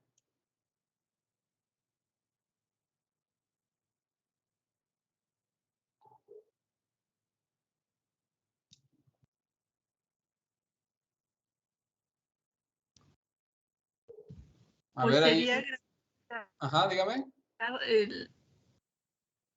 Graficar los rendimientos del producto. Ok, graficar es el primer paso para saber cómo está la tendencia. Si yo tengo el histórico, ¿no?, de los últimos 10 años, puedo graficar cómo va a estar la demanda del producto, pero ¿cómo puedo saber el pronóstico? Por ejemplo, miren, aquí ya le está dando una idea la compañera Rosa y la compañera Xochitl, que propone el pronóstico de la demanda. Ok, ¿cómo vamos a hacer este pronóstico? La compañera Rosa hace una propuesta bastante interesante, la regresión lineal. Vamos a ver aquí a otro compañero para que participe. Le estoy tomando en cuenta su participación, compañera Nicole Jiménez. ¿Se acuerda qué es la regresión lineal?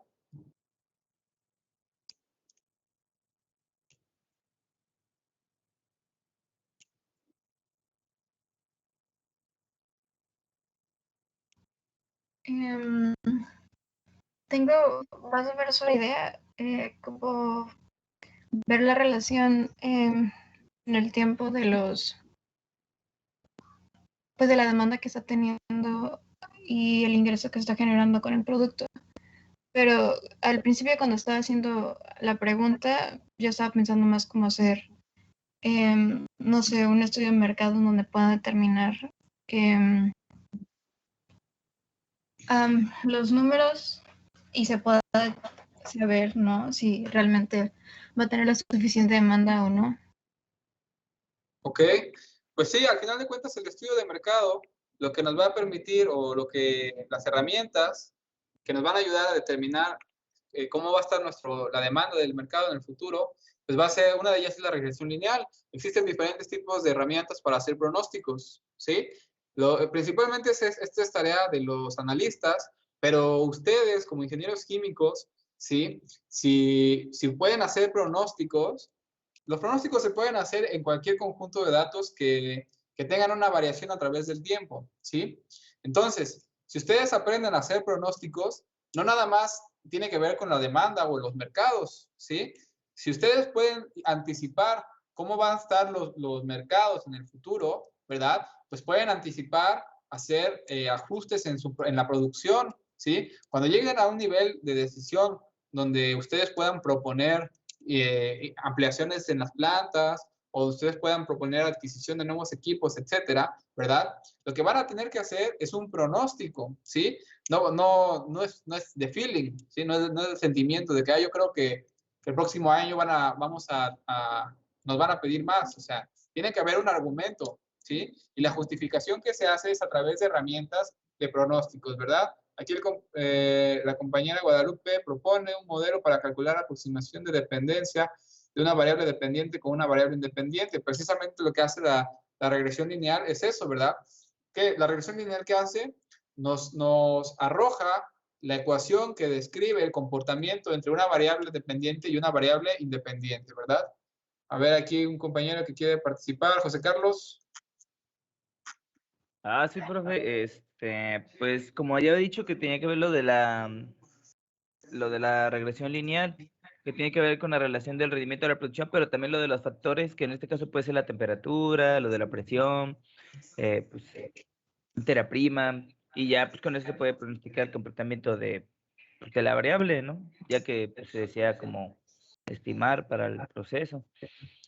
Pues sí, efectivamente existen técnicas que no nada más nos permiten estimar a partir de una o dos variables, ¿sí? Existen herramientas que nos permiten estimar a partir de múltiples variables, ¿sí?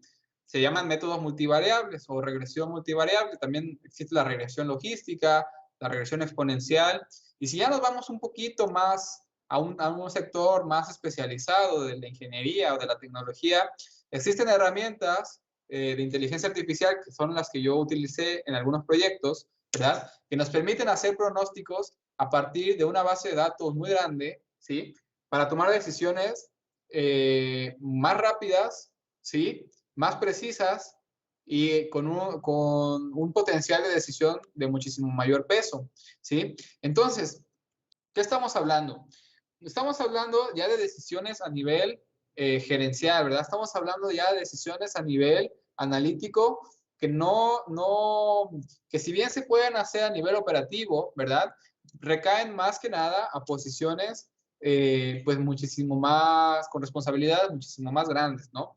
Entonces, si su idea es algún día escalar en el organigrama de una organización en donde ustedes tengan la capacidad de tomar este tipo de decisiones, van a tener que aprender herramientas para pronosticar eventos futuros, ¿sí? ¿Para qué? Para poder justificar la adquisición de nuevos equipos, de ampliaciones de la planta, ¿verdad? O en su caso, si los están contratando para localizar una planta, pues tienen que poder justificar el por qué el crecimiento en una región, ya sea de la demanda o de la oferta de materias primas, ¿por qué ustedes consideran que va a haber crecimiento en esa región, verdad? Les repito, esto no es de feeling, todo tiene que haber una base matemática o estadística que nos permita justificar el porqué de nuestras decisiones, ¿verdad? Ahora que si ustedes se quieren esperar a tener la experiencia suficiente para hacer el pronóstico, pues también es válido, pero al final de cuentas los pronósticos basados en presentimientos, pues no, vaya, no son tan fáciles de justificar, ¿verdad? Requisitos de inventario en bodegas, competencia presente y futura, ¿verdad? Es decir, ¿ustedes considerarían que poner otro ingenio en Veracruz, si no tengo una ventaja tecnológica significativa, sea conveniente? Yo creo que no, ¿verdad? Si voy a poner lo mismo que ya está, y en Veracruz hay 20 ingenios o 15 ingenios, no sé cuántos sean, pues realmente difícilmente voy a poder ser competitivo si no tengo una ventaja tecnológica significativa, ¿verdad? Es decir, a menos de que ya traigan ustedes un proceso súper desarrollado para producir azúcar que vaya a dejar atrás a toda la demás competencia, pues poner un ingenio en Veracruz pues va a ser muy competitivo, ¿verdad?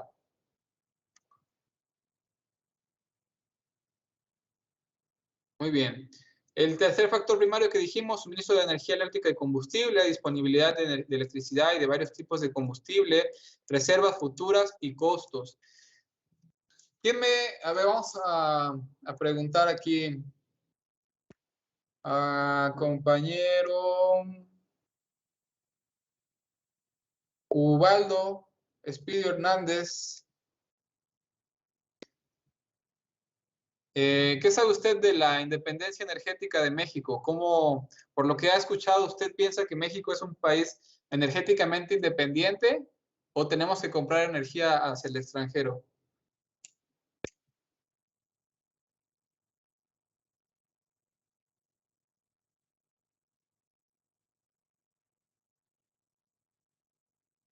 Permítanme un momento, los que están levantando la mano. El compañero Ubaldo no se encuentra.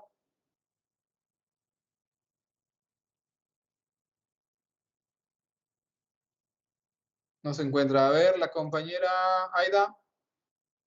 A ver, compañero. A ver, permítame tantito, Aida. Sí está el compañero. A ver.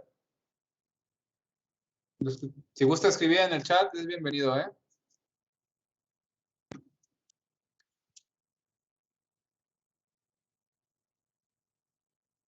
A ver, mientras el compañero contesta, Aida, ¿qué iba a decir? Que México no es un país energéticamente independiente, ya que, bueno, sí puede producir petróleo, pero al menos para refinarlo y producir gasolina, debe ser enviado al extranjero para refinarlo y también el biogás, por ejemplo, la mayor parte de la cantidad que se utiliza en México es adquirido en el extranjero también.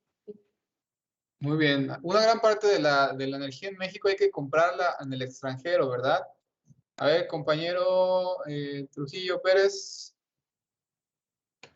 Sí, profe, lo que voy a comentar que, bueno, yo había había leído que entre un 40% de la energía que se llega a ocupar en México viene del extranjero y que, bueno, al menos la idea de las principales de poner refinerías o buscar una nueva, o sea, buscar lo que en México sea suficiente para sí mismo, ¿no? Ya no intentar comprar las energías. Exactamente, ¿verdad? La idea es que de todos los países en el mundo, a menos que sea un país extremadamente rico, que no le importe, vaya, no existe un país que no le importe gastar de más, ¿verdad? Todos los países en el mundo buscan autonomía energética, ¿verdad? Porque si yo dependo de otros países todos los países necesitan energía, y si yo dependo de otro país para obtener energía, el otro país me la va a vender al precio que se le dé la gana, ¿sí? Entonces, siempre va a ser muchísimo más eficiente y barato producir la energía en casa de manera local, ¿sí?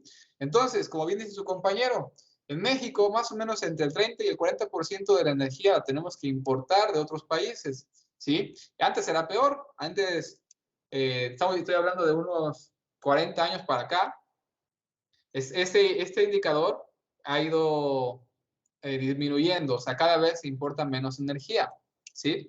Pero aún así no somos energéticamente independientes. Hay una parte que la seguimos teniendo que importar, ¿sí? ¿Y qué pasa qué pasaría si en México esta independencia energética fuera disminuyendo? Es decir, que cada año tuviéramos que comprar más energía al extranjero, ¿sí? Las empresas cuyo costo de operación dependa altamente del consumo energético, les puede resultar sumamente costoso establecerse en México si la energía es muy cara, ¿sí? Entonces, es un factor importante, ¿verdad?, que hay que considerar a la hora de establecer una planta, ¿sí? Si mi proceso consume una gran cantidad de energía, ¿sí?, que representa un porcentaje importante de mis costos operativos, pues voy a buscar un país, o tengo que buscar un país que, aparte de que cumple las dos condiciones anteriores que hemos visto, aparte que tenga costos energéticos pues convenientes para mi proceso, ¿verdad? Es decir, que no vaya a ser que por los costos energéticos mi negocio no se vuelva rentable, ¿sí? Y tiene que ver con las reservas futuras de energía. Esto principalmente hablando de los hidrocarburos, ¿verdad? Esto ya ha ido cambiando con las energías renovables y las energías alternativas. Pero hablando de hidrocarburos, si las reservas se acaban, pues cada vez va a ser más cara la energía, ¿sí? Y todo esto se traduce en costos. Aquí, como les comentaba, ¿verdad? En Veracruz, un dato, ¿sí?, de hace unos cuantos años, el principal productor del país a nivel nacional de energéticos es Veracruz, con el 17% de la producción. Estamos hablando de una producción de 27,000 gigawatts por hora, ¿sí? Tenemos abundante gas natural, ¿sí?, con muchos proveedores competitivos y una extensa red de distribución de gas natural. Esta línea roja que se ve son los principales ductos de gas natural y los puntos naranjas son las principales plantas de generación eléctrica en el estado, ¿sí? Además, como bien saben, en el estado tenemos la única planta de producción eléctrica con base de energía nuclear de México, ¿sí? Entonces estamos hablando de que Veracruz, al tener alta abundancia de generación energética, pues vamos a tener unos costos energéticos muchísimo más accesibles, probablemente que en otros estados que no tienen esta producción energética, ¿verdad?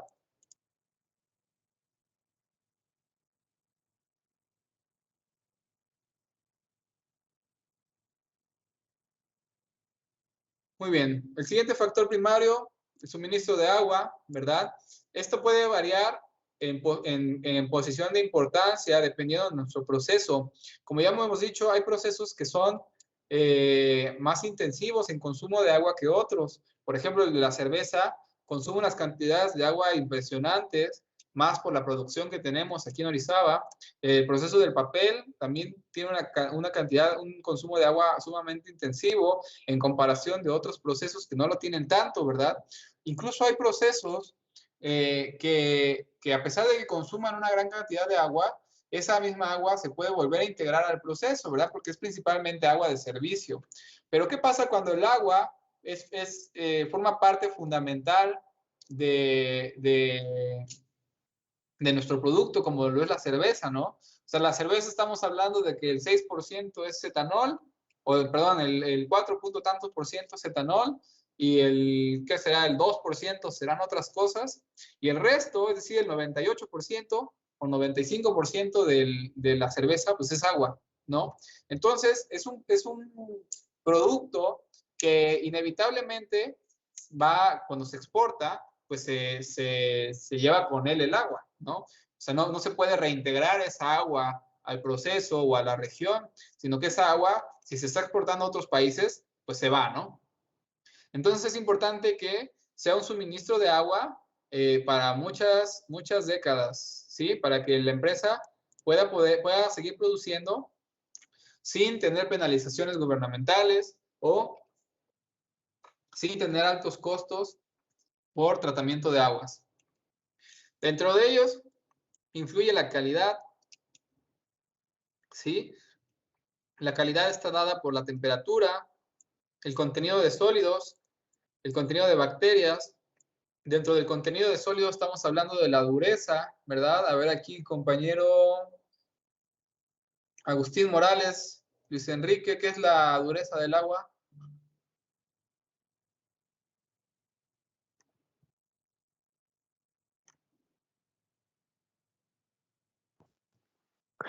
Pues la dureza del agua, bueno, va dependiendo de los materiales que tienen y, pues, bueno, minerales, perdón, que tiene el agua y eso se le van o se quitan o se disminuye la cantidad de los minerales que contiene el agua para afecte al, bueno, digamos, algunos serían las turbinas que las puede llegar a dañar. Muy bien, principalmente también la caldera, ¿no? Los evaporadores. A ver, Andrés Herrera.